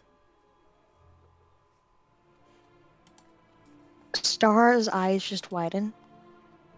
And she just, like, she holds, like, the weapon, but, like, not as, like, an action of aggression, but more of as a comforting kind of way. Our king is dead. How long ago Yeah. was this? About a year, I think. Lukash, the only person in the room who hasn't introduced themselves to you is a tiefling man wearing brightly colored and loose-fitting clothing and a wide-brimmed hat. Actually, he doesn't look like a tiefling to you. He just looks like a well-groomed sailor with very, very fine tastes as far as his sailor's garb. He's dressed like a sailor, but like he's wearing a bright red silk shirt that matches the color of his complexion, and a purple sash, and like these multicolored, loose-fitting pants, and high black leather boots that are polished to a perfect shine, and this wide-brimmed hat with like a big peacock feather coming out of it. And he has a rapier at his side that has like a swirling golden pommel, like a handguard that's encrusted in like a bunch of tiny little gems and diamonds and different precious stones all throughout the swirling handguard. And he has been looking around, kind of picking through the rubble, looking for anything that would be of interest. He hasn't really said anything to anyone other than when he first peeked in, asking if he was going to be getting paid anytime soon. But he hasn't really like taken any notice of you at all. Okay. I think Lukash will keep his like peripheral vision on that guy to make sure that he doesn't try to steal anything. Sure. But yeah, he doesn't have too much of an interest in. I think his attention is probably focused on the two people he's having a conversation. Okay. We need to get home fashion, I thought. But we need to find her family first. Right. Wait, if the king is dead, who's ruling now? There must be in a state of turmoil. They. We need to Lukash, that you don't know. I'm sorry, I'm not but I don't pay attention to stuff like that very often. That was big news, so everybody heard about it, but anything other than that, I don't know. Thank you for telling us. Honestly, it's. I'm so sorry that we've come to bother you like this. You said Not you a were in here bother. Sorry. No, go ahead. You said you were in here for oil? Yes. I've dealt with these folks a couple of times before, and they know the specifics of magic items and things. I've never really owned one before, so I thought I could get them to show me how to take care of it. Hey. Well, Sparks is their daughter, so maybe helping us try to find them. I'm sure they can cut you a discount for at least a little bit. Sparks, as you are looking around the back room, you find you're kind of taking a look around, and you find in the there's like a compartment that your mother built when you were younger for when you needed to get back into the house. It was where a hidden key would be left, and it hasn't been opened in years. You can tell because when you pop it open, it's stuck a little bit. And as you do, you find the key, the house key, still in there from 10 years ago, the last time you were, 10 or 12 years ago, the last time you were home. It's still in its little hiding place the contraption that your mother had built. And you remembered, just kind of as you were looking around, you remembered a time, coming home and popping it open to grab it to get inside. And you unlock the door to your family home.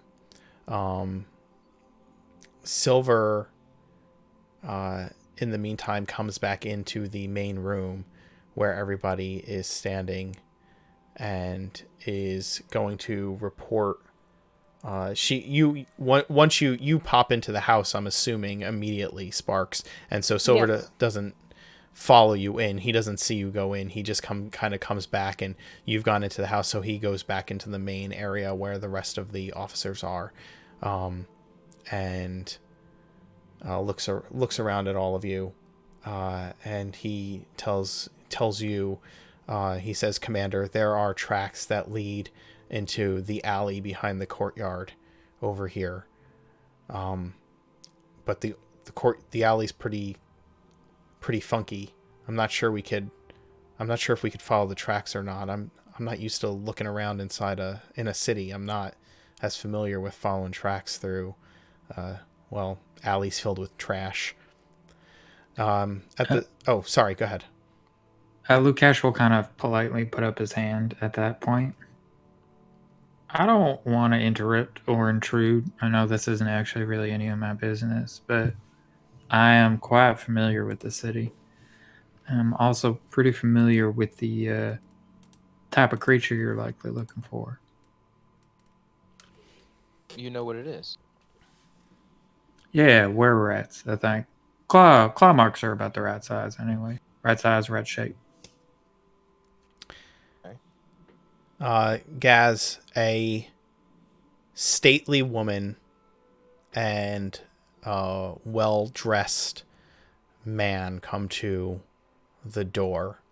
You look very official in your armor and your helmet, and so they don't really question the authority that you put off, and they just kind of ask if they can help you, officer. I'm actually with the Legion, not with the City Watch, but we came here because one of my fellow officers' parents are the owners of the shop next door, and it seems there's been a break-in and they aren't anywhere to be found.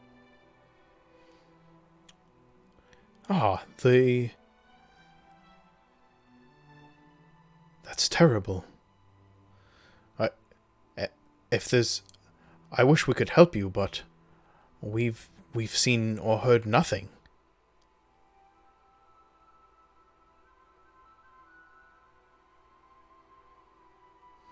And you, madam? Oh, my good word. Sir, had I heard anything, I would have called the constabulary immediately. But we've seen or heard nothing. The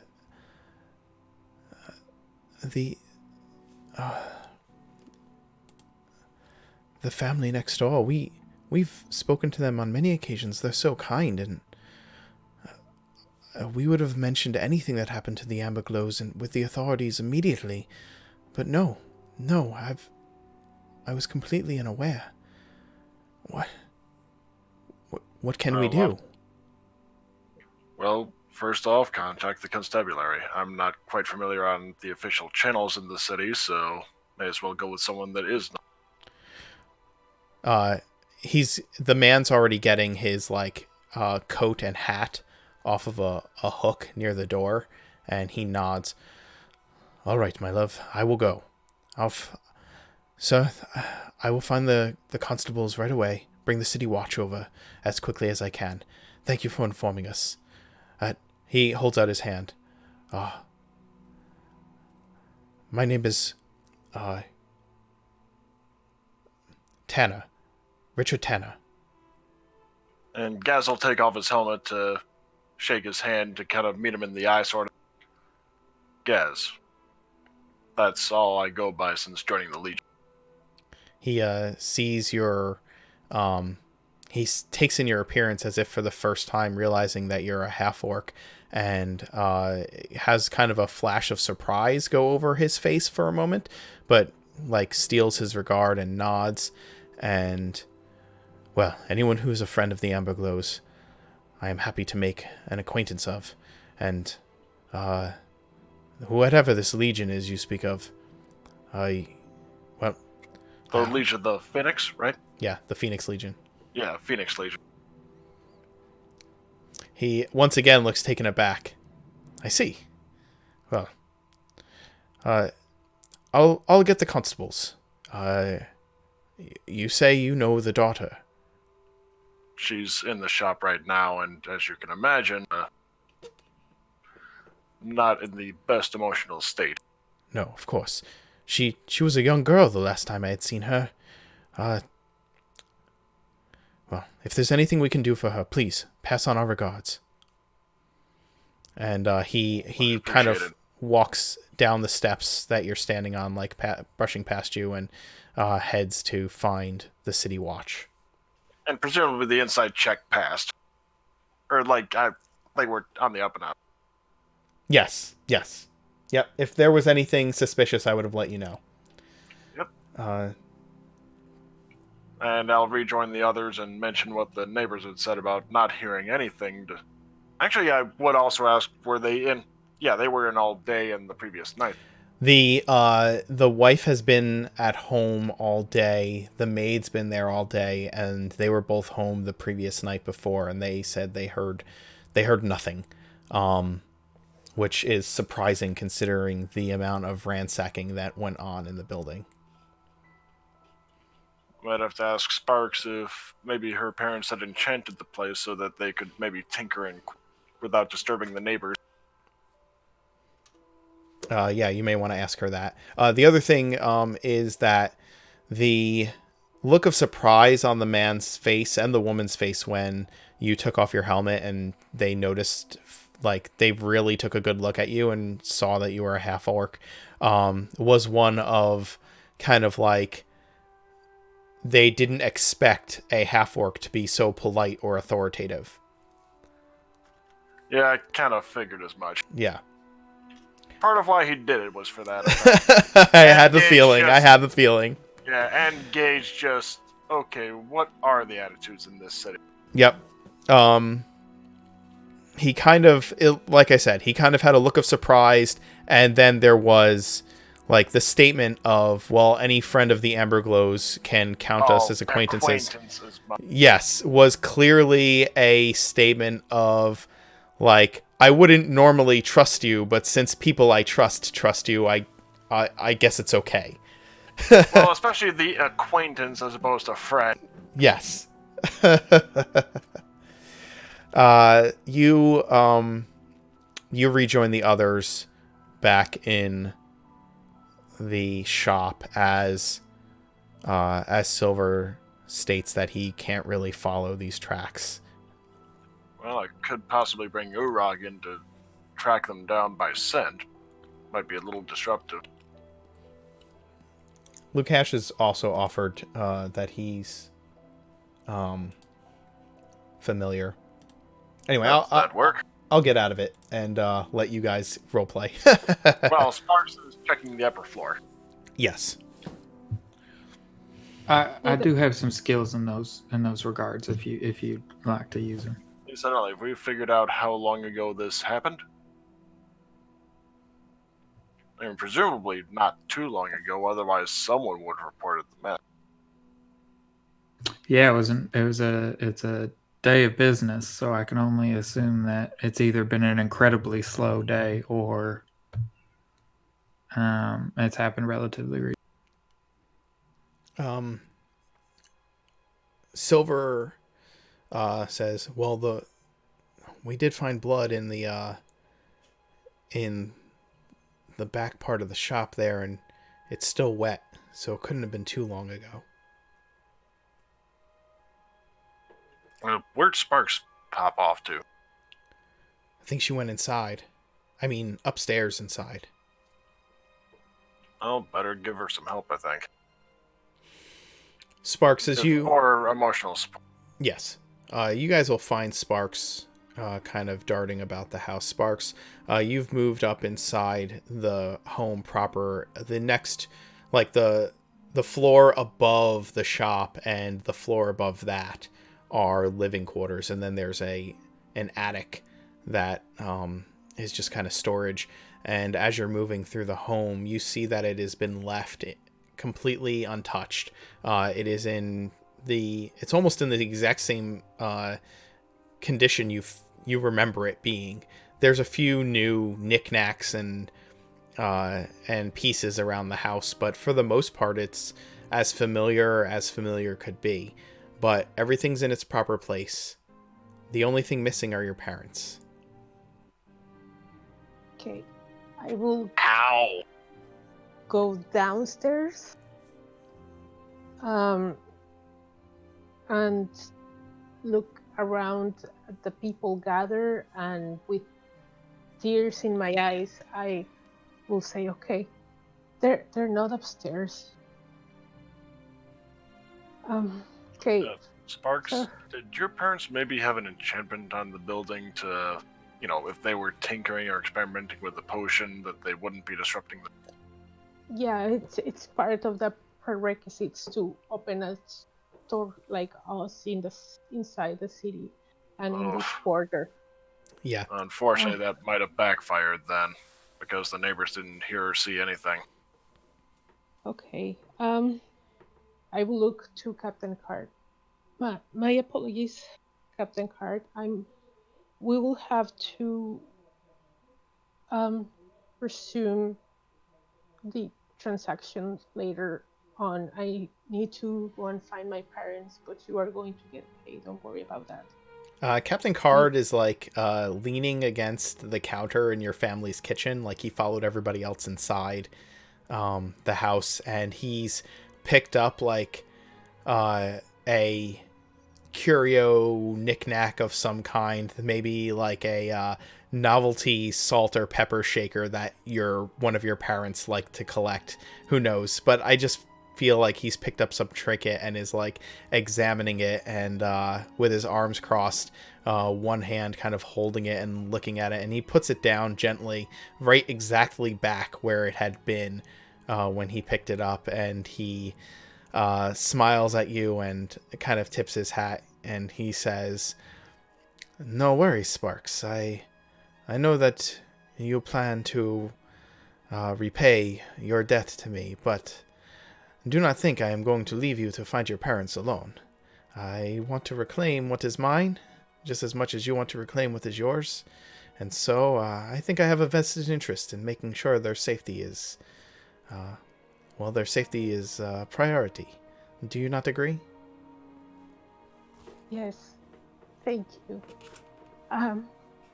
Okay, so someone said that there's tracks living outside. Can someone do some tracking or something? I I need to find my parents. And before that, Gus, can you go to the neighbors and ask Mrs. Tanner to please keep an eye on the shop, that make sure no one comes and steal anything else? Gaz, your immediate thought is there's not much left to steal. Like, you may not say that out loud, but that's your immediate thought. Everything that was there that could have been stolen is either gone or smashed. Well, there could still be personal effects on the upstairs. Absolutely. Sparks, you have inspiration, just so you know. Oh, thank you. Again, Can poor we? Sparks is getting put through the ringer. Aw. Can we go and look for my parents, please? I Absolutely. Yeah, let me take a look at those tracks. Silver, one of the junior officers, Lukash, from what you've gathered by the interactions, he stayed down in the shop. So I don't know if you would have gone up into the house with everybody else, but he stayed down in the shop. And as you've said that you are familiar with these creatures and the tracks, he kind of points them out to you while you're... if you're down there, he points them out to you. If you're upstairs, then he will when you get down. Sorry, I misunderstood. I thought everybody had come into the space that we were... Everybody had come into the space that you were in, but then I think Gaz said that he had gone looking for Sparks in the house. Gotcha. So I figured... to the upstairs. Yeah, so I figured... I don't know who would have gone up or who would have stayed down, but you let me... Why don't you all let me know who would have gone up and who would have stayed down? Card followed Gaz up quietly. I would have stayed in the shop. There would be no reason for me to go up. But if he's going to show me the tracks, then I'll go and take a look at them. Okay. Silver stayed downstairs, like I said. Star, what would you have done? Star, are you still... No, Star's not here. She left a while ago. Oh, did she... Yeah, she had to go. Oh, gotcha. I didn't see the Discord. I'm sorry. Okay.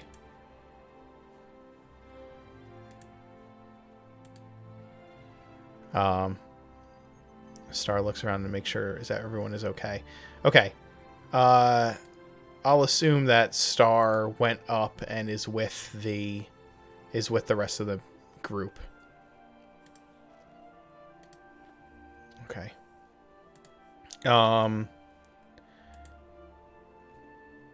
Anyway, so I'll assume that Star's up there, and Broker, what would you have done? Would you have stayed downstairs or gone up? Has everything been investigated downstairs? Yeah, Lukash has to take a look at the tracks, and Silver has kind of led him over to look at them. All right. I'll go upstairs and investigate as well then. Okay. All right. So you and Gaz and Captain Card and Star are with Sparks when she asks Gaz to go ask the Tanners to look over the shop and say that she needs to find her parents. And Lukash, Silver is pointing the tracks to you, and he's just like, it looks like they goes through their yard here, this courtyard they have behind their shop, and then out that back gate into the alley. Lukash will inspect them and kind of see if he can follow along the path. I did roll a survival check, and it was not good. I unfortunately rolled a 2 for a 9. So. Well, I would say that since you're familiar with the creature that's leaving the tracks and more familiar with the city, I'll give you advantage to follow them. So go ahead and Thank roll. you. Yeah, absolutely. Oh, that's much better. Yeah. Yeah, you follow the tracks through the yard and into the alleyway, and you see why an outsider would get confused by what they're looking at. But you're very familiar with the back alleys of Ravenreach, and you can clearly see a path. You catch like a couple of spots where blood had fallen. You catch a couple places where most people would think they're just scratches on the cobblestone or on the brick, but you can pick up that that's where a claw made a mark there or here, and just those subtle little signs that stand out from the muck and the trash that are in this alleyway.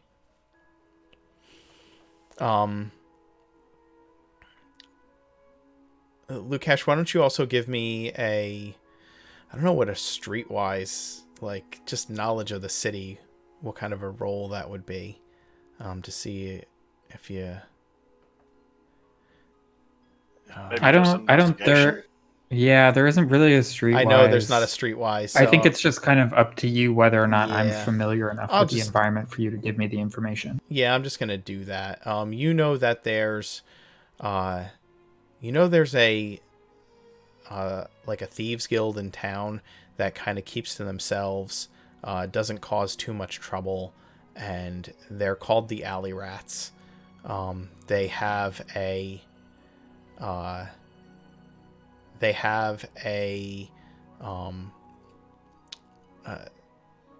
few businesses that act as their fronts around town, but you've never heard of them doing anything as bad as like a snatch and grab, kidnapping, or looting a store or anything like that. Mostly they pickpocket, and there are rumors floating around the dance that they may be lycanthropes of some kind, but they've never caused enough trouble or like outright harmed anyone in a way that it would have caused anyone to investigate further. So they're just rumors. But they call themselves the Alley Rats, and I don't know. It's just something that that might be of interest. Okay. I do. I popped it up in the Roll20, but I do have the ability from Urban Bounty Hunter, Ear to the Ground. Mm-hmm. It popped up. Yeah, I'm looking at. Yeah, he said it popped up. Yep. So I don't know if I would have somebody that I could go and get further information from, or just see if the Alley Rats were like talking a big game about a big score or something like that. Maybe running their mouths a little bit. Sure. I'll tell you this. You This connection comes in the form of a contact in the city you visit, a person who provides information about the people and places of the local area. You can, you know someone who you can talk to. There's, the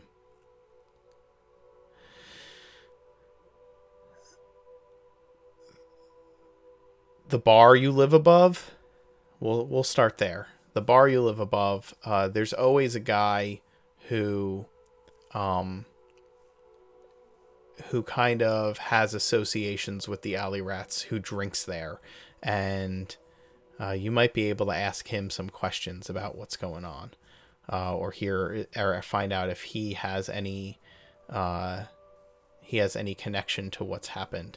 But he's let slip a couple of times that he's in, or inferred that he's an alley rat.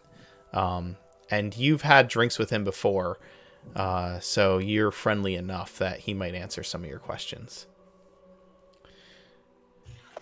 Okay. And the tracks themselves, does it seem clear enough to me that I could just follow them straight back to wherever it was they took her parents? You could at the very least follow them as far as they go.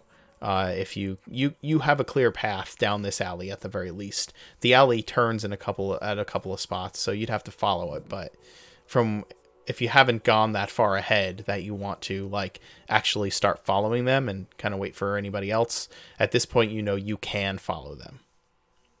Yeah, I won't leave without speaking to the rest. No problem. Let me just I'm taking a look at Gaz's ability here, his City Watch background. You can easily find the local outposts of the Watch or similar organization and just as easily pick out the dens of criminal activity in a community, although you're more likely to be welcome in the former locations rather than the latter. Okay, I'll keep that in mind, Gaz. Yeah, I only thought of it because of the ear to the ground. It's like, wow, that's a good complimentary thing. Yep, yeah, those work well together. Yeah. Crime fighting half-orc buddies. Eyes and ears. Now I just want to turn this into like a buddy cop show of Gaz and Lukash and Ravenreach. As long as it's not like the other guys and we jump off a building to nothing. I'm down. I'll do it. Hey, Bun, welcome to the show. Brett, I think Bun missed you. He's watching the stream, so I think Archie misses Lukash. Hello, Bun. Anyway,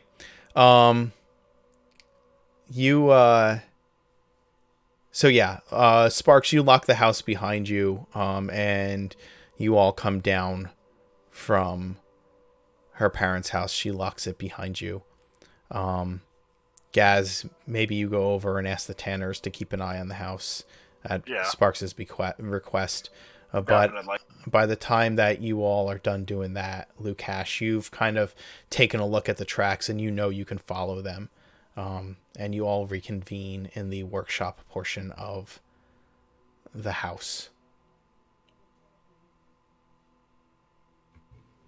He'll give them a really quick rundown of the information that he has to provide. So basically we have the two options, which is to follow the tracks or to go and speak to somebody who knows, who's a member of the gang and could give us some information.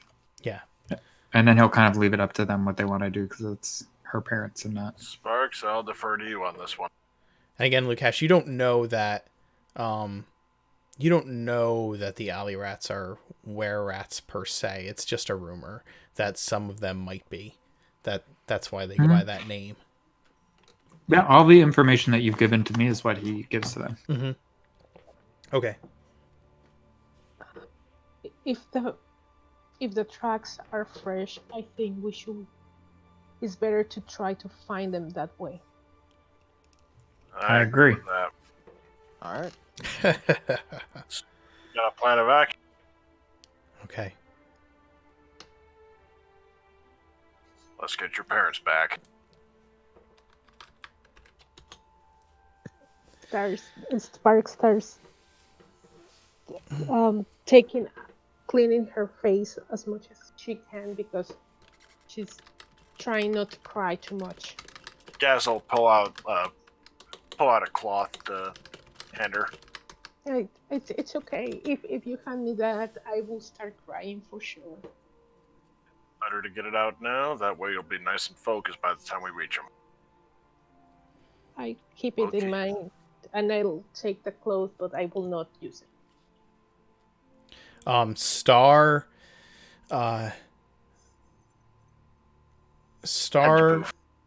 convinces Captain Card that even though he has kind of said that searching for Spark's parents would be in his vested interest, she kind of convinces him that putting him in harm's way would not really be a great idea. So she comes to you all and says, listen, I think it's best that I get Captain Card back to his crew. I want to find the men and get the men and if Captain Card will allow, his sailors to start keeping a lookout for Spark's parents or anyone who might know something about it. They might be able to get, their ear to the ground a little bit easier than us officers can. Well, I can help with the ship part at least, and I'll just kind of make tell Urag, let some of the deckhands know about what Captain Card. Yeah, he would. Urag would respond. She would respond to you that telepathically. How am I supposed to speak to them? Warg. Oh, wargs can speak. Oh, that's right. Yep. I keep forgetting that wargs can speak. Oh, that's amazing. Yeah. Okay. Oh, that's such a cool ability. I will tell Star, I appreciate that you are going to make the men look for clues, but everyone, and I mean everyone, has to be very stealthy about this. We don't know how's the political situation, and I doubt that the Duke is going to be happy with a foreign army in his midst doing things here. So whatever we do, it has to be low key. Okay, thank you for saying low key instead of stealthy. Yeah. She basically tells you that she's going to go find pockets of whatever officer she can find and have them just kind of disseminate among the men to keep an ear open for anything they might hear and pass it back along to her. And she's going to kind of set up an information, just kind of set up a way for them to get in touch with her so that she can pass it along to you guys. I mean, out of character, I'm giving Star an excuse to not be there when you guys go searching. Well, in character, Gaz was also going to suggest, maybe he could go to the City Watch and kind of get approval for the search. Sure. We're not searching of our own accord. We're being deputized by the City Watch, sort of. Well, I work for the City Watch. Oh, yeah, works very well. Are we deputized? Sure. I assume I have that authority. Okay. I really inside check that. No problem. I don't know this guy. No problem. In the meantime, Mr. Tanner and a couple of watchmen show up at the shop while you're discussing this. And Lukash, you are familiar with these members of the Watch. You've talked to them before.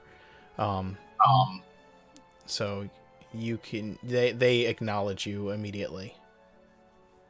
Yeah, and to be clear, Lukash is not a member of the City Watch. He just works for them quite frequently as a Right. bounty hunter. Yep. So whenever there's criminals that they're having a difficult time locating or bringing in, he kind of hires himself out to them. Yep. Yeah, Gaz is absolutely okay with just kind of buying the, oh yeah, I can deputize you. And Sparks, you know that he was he seemed to be being a little like fast and loose with the rules the way he was responding. And Captain Yeah. Card is kind of like stroking his goatee and just like smirking behind it because he's fully aware that Lukash was a little caught off by the idea of deputizing everybody. And oh, Bun, I'm sorry. Nightbot's kind of a jerk, so you got to be careful. Anyway,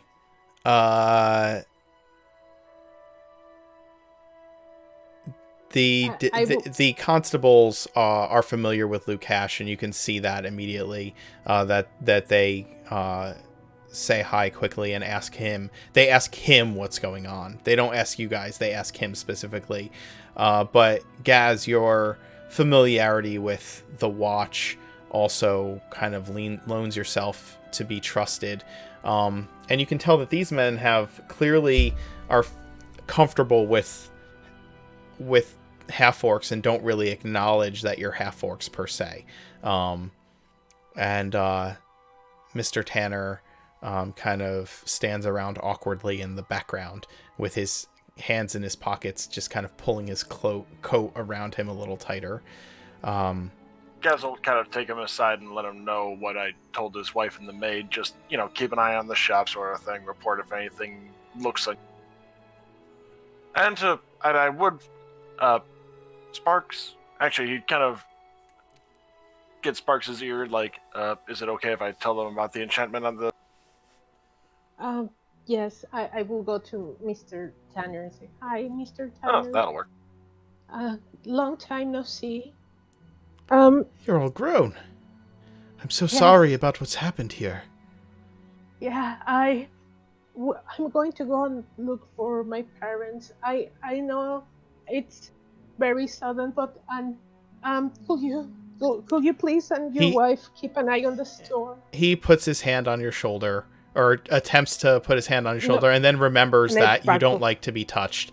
Like at the last moment, he like remembers that you don't like to be touched, and like pulls his hand away.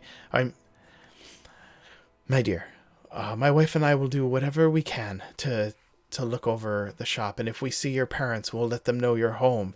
It's good to see you. I just wish it wasn't under such circumstances. Be safe. We'll be here. Thank you. Me too. And I will try to gather everyone to just go now and look for my parents. Okay. And we're wasting time. Star has spoken to the constables, and they've agreed that the men keeping their ear to the ground would be acceptable, but that they should inform the Watch of anything they find out rather than trying to handle it themselves. They don't want a bunch of rowdy soldiers causing trouble in the town, or alerting the villains that other people know what's happened. So they've kind of come to a mutual agreement about exactly how that would be handled. In the meantime, you signal that everybody should get moving now before the trail gets cold, and the City Watch will conduct a search as well. So, Lukash, if you're ready, I think the rest of the party is ready to start following these tracks. I'm ready. I'll start leading the way. Okay. The tracks follow the alley to a kind of a T intersection between a couple of buildings, and the tracks move deeper behind behind the buildings rather than going back out to the street. It kind of doglegs, and you move into an area that is a bit tighter of a squeeze, and you all have to move through the alley almost single file, sometimes turning sideways to get around obstacles. But there's still a trail of fresh blood kind of dripping through this alley. It turns out when the alley turns out, it turns out into kind of a back court where the backs of several businesses all kind of face this little cobblestone opening in the alleys where goods can be brought in and out. And there are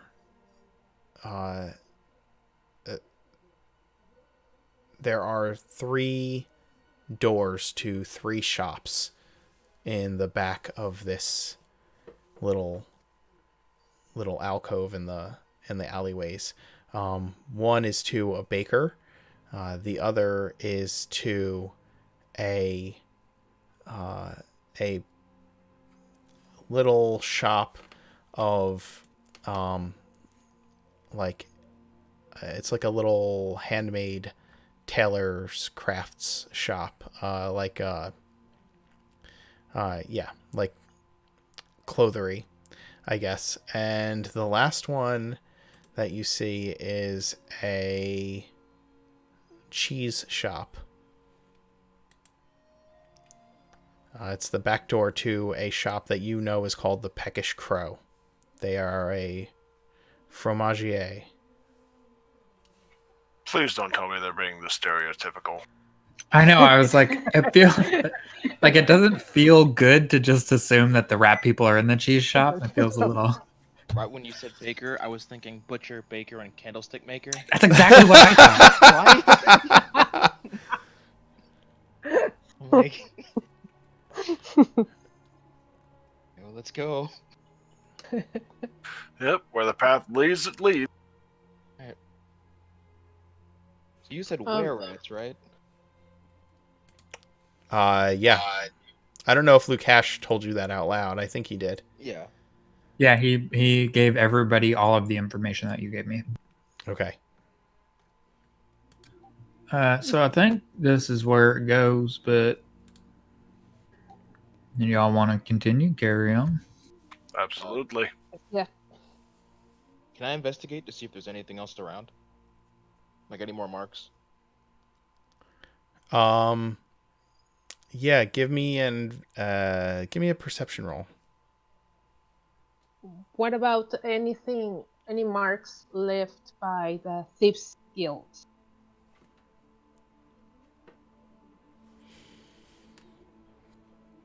Okay.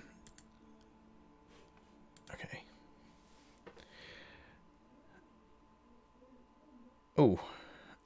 Broker, you don't see, like, so Broker, Lukash, the trail ends at this area that you've seen behind these buildings, and it looks like somebody took a Broker. You notice it looks like somebody took particular effort in this area to cover up any tracks or any possible signs of anything. It looks swept. Like you can see the broom strokes in like the muck on the ground, and that like any trash or dirt or anything else has been like swept off into the corners of this area. Sparks, you notice across the alley, like this courtyard. This courtyard is small. It's cobblestone. It's got a couple of like little like hand carts or wagons in the courtyard, and there are these three doors to the backs of these three businesses, and there's an alley on one side of the three businesses, and the alley you're in, continues forward. And as you're looking around for signs of any clues, you see a pair of beady eyes in the darkness of the alley next to the buildings, staring at the group of you.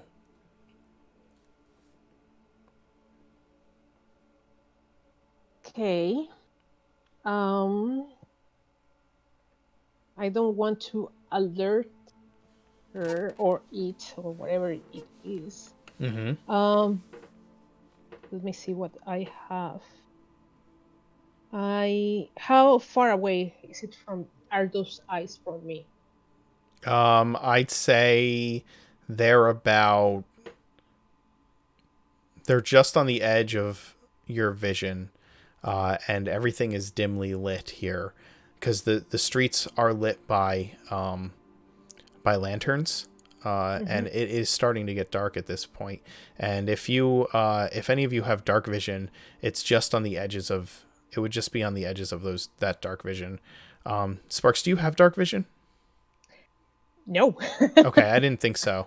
They are attempting, these pair of beady eyes. They're clearly making an effort to stay hidden, but you're so adept at doing that. You know what signs to look for and where to look, like where good hiding places would be, and that's how you caught sight of this person. And they're about 40-ish feet away from you. That's fine. I'm going to cast sleep. Okay. Go ahead. And what level are you casting sleep at?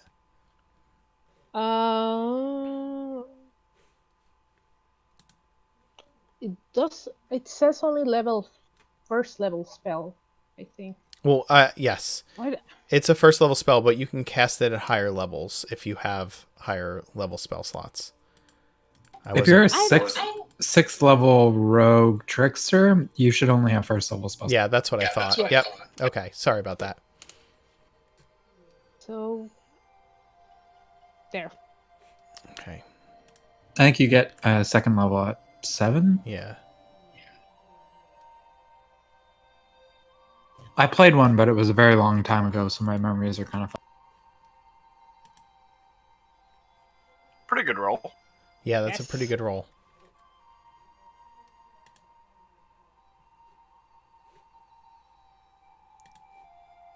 Oh yeah, that's great.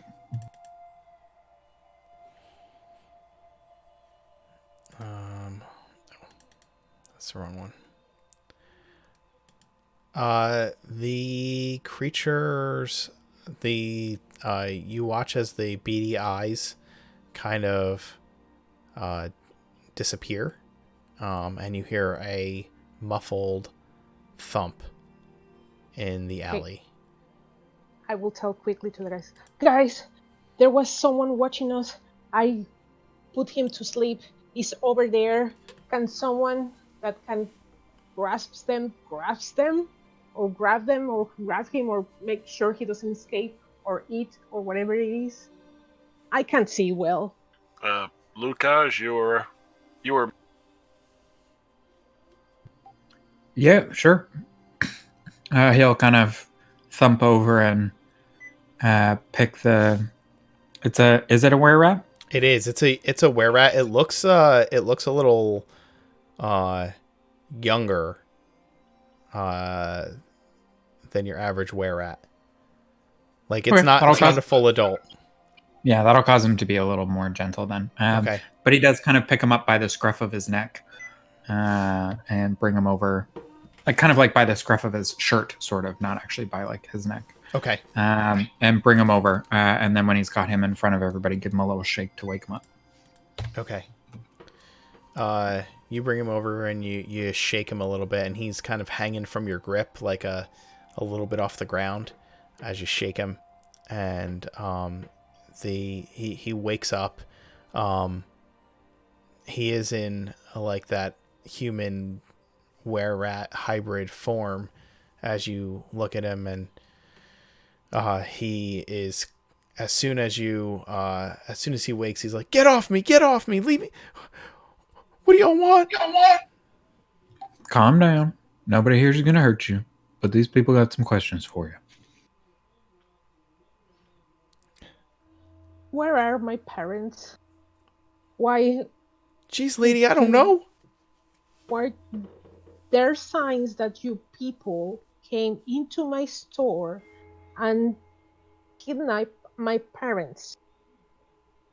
Where are they? You look a little tall to be a halfling. I'm adopted.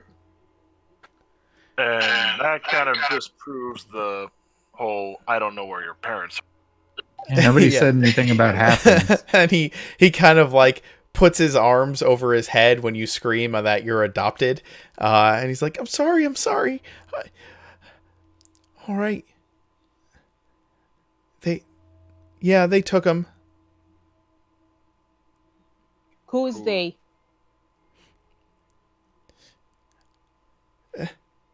The others. They're in there. And he kind of nods to the cheese store.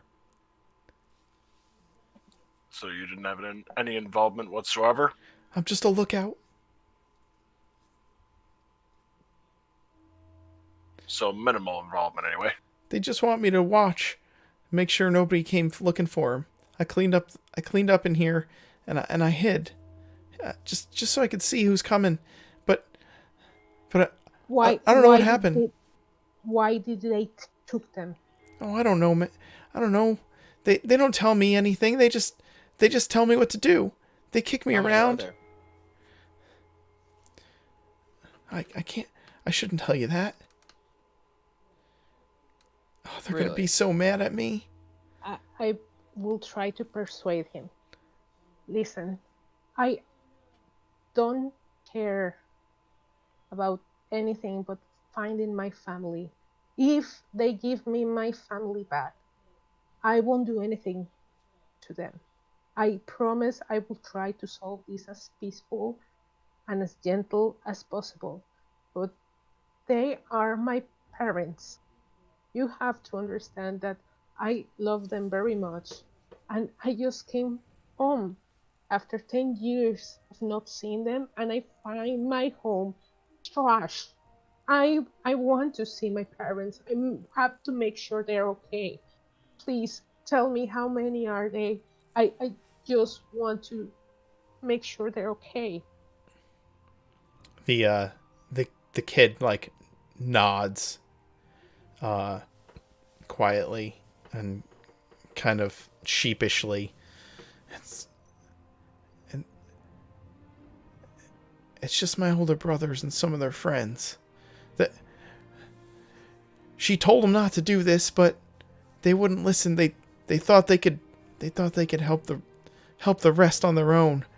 They please don't hurt them too bad. How Man, old are you? I'm 13, thank you. Insight check. I inside checking everything he says. Wow. As bad as those rolls are, it's not hard to tell that he's lying.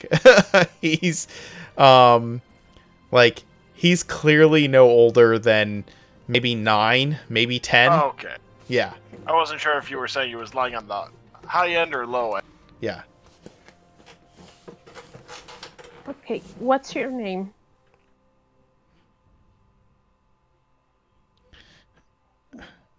Well, I'm Peter, but everybody calls me Squeaks.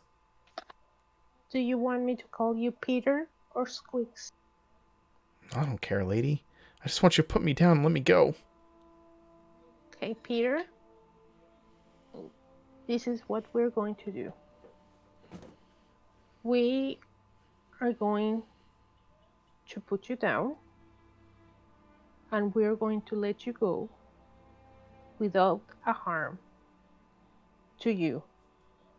But if you sound the alarm or try to contact them, I will not only kill you by strangling you with your own intestines. His eyes I'm go wide. I'm going to kill everyone that Lukash you is know before you. Is that clear? gonna like wrap the little kid's ears with his arm and just look at Sparks like, what the fuck? Sparks? Silver like has grabbed hold of Spark's shoulder and is like holding her back Don't at the touch same me! time. Don't touch me, Silver! Don't touch me! Okay, you shake him off. Sparks, may I make a suggestion? Yes, yes. Squeaks, are your brothers the confrontational type, or are they more the kind of break and enter stealth? I mean, we're supposed to be all sneaky and stuff, but they don't like to be like that. And who was she that you were talking about that was saying it was a bad idea?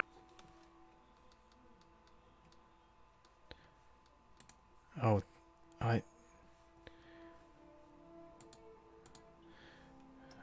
well, Scola. She's Scola. She's the boss. Alright. My suggestion is maybe run and tell Scola about what they did, and that the people that are after them are going to be reasonable, and as long as she can help us out, we're willing to We're willing to compromise here. Sound fair? It's a good way to get your brothers out of some major trouble.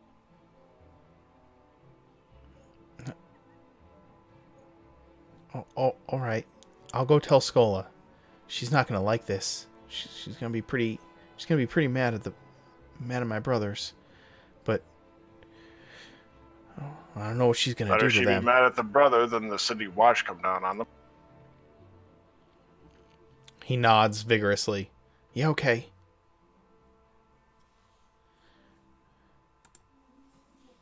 Alright. I'd say set him down.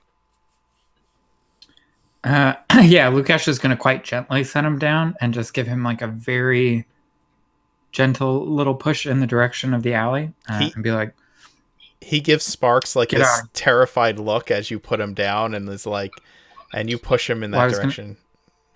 I was gonna say he'll say nobody's gonna hurt you, kid. Just scram, okay? And tell Scola that Lukash Hargreaves is here. He nods like vigorously, and you see him kind of change in front of you, becoming more human, and like runs off out into the main street, past the businesses and out into the main street. What the fuck was that? I apologize. Sparks is a little I'm not like that. I'm so sorry. I'm usually not like that. It's okay, Sparks. Just calm down. Kind of give. Yeah, him we're a not. little- You're not in the kid killing business, right? Because that's gonna influence whether or not I help you. I think. Actually, No.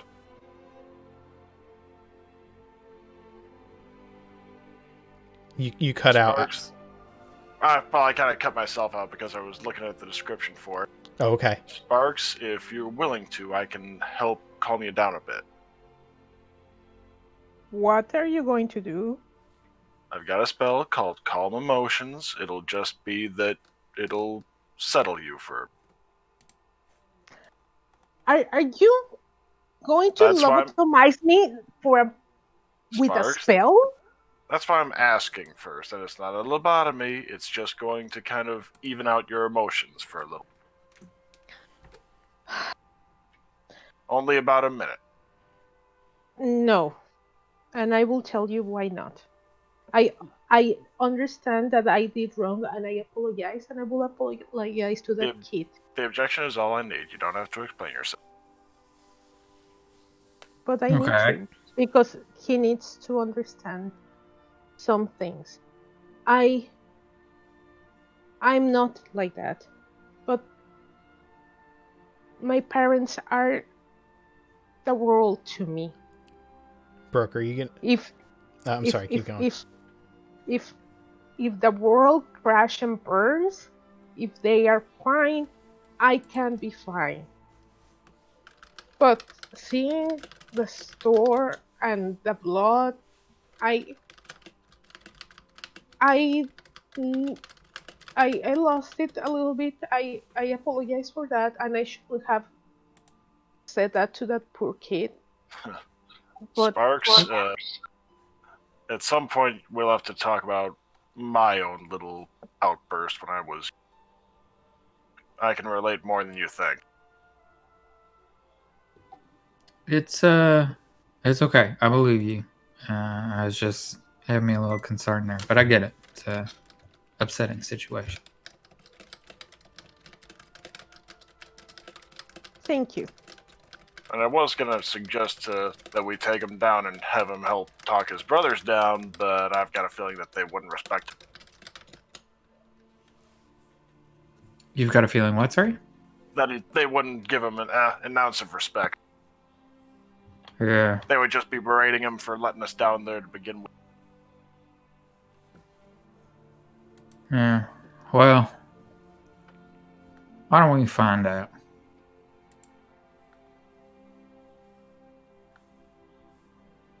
Yep, good call, Sparks.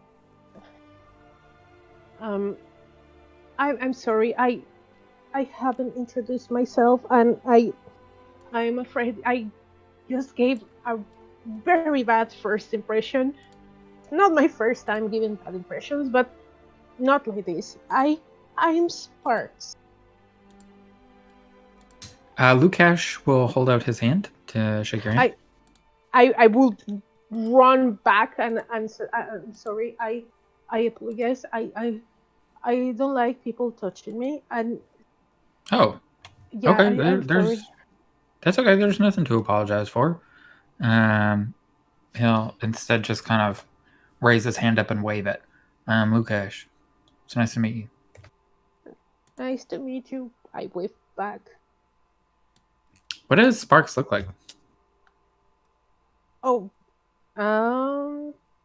is my image up in the? Yeah, the image on Roll20 that is Sparks. Oh, okay. Yep. Yeah, it was the Yeah, art from before. Yeah, cool. Is she an elf or? I'm She human. looks human. Yeah. I look human. I'm gonna move us to the alley right now. So it's not gonna look like an alley. It's just gonna look like a back screen. But just go ahead and like zoom out a little bit there, and you'll see where we are. If you notice the little stairwell there, that's the entrance to the cheese shop. Is down that stairwell. The alley itself, the area you guys are standing in would be right around this area here.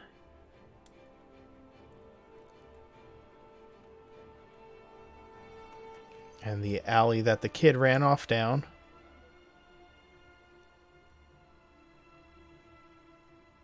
let's see. You can go ahead and put your tokens down if you want. In the bottom right sunlit portion. Yes. Oh, I just moved everything. I don't really have a token. Oh, that's Not true. really see it either. Yeah, me neither. Oh wait, nope, never mind. I just had to move. Yeah, you can drag your token over from the Roll20. Yeah, I just didn't give Lukash's token. I'll have to do that real quick. Oh.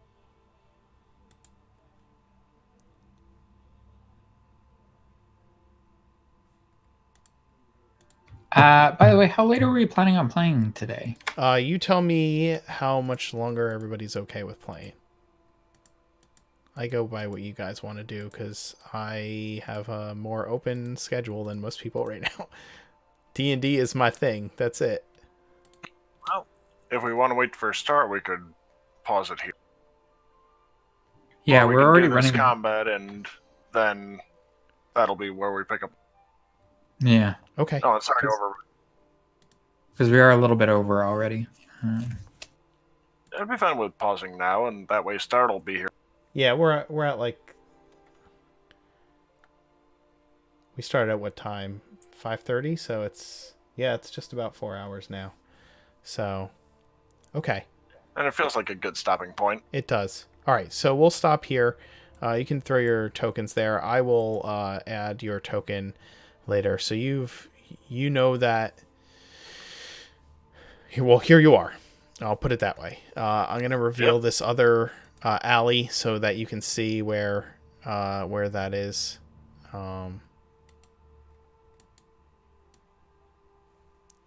This is the alley that the kid ran down to head back out to the street. And we will pick it up next week with you guys dealing with well, whatever's going to happen. How come I feel like that did that reveal an abduction? Yeah. No, I'm just seeing the bushes. Okay. Yep, that's the alley that the kid went down. And up so up here, this here is the entrance to the cheese shop. It goes down a little and probably into a storage area. And then this is the alley that the kid ran back down. Sparks kind of saw him hiding somewhere back here or in the bushes, maybe. So yeah, we will we'll pick this up next week. Until then, thank you all for watching.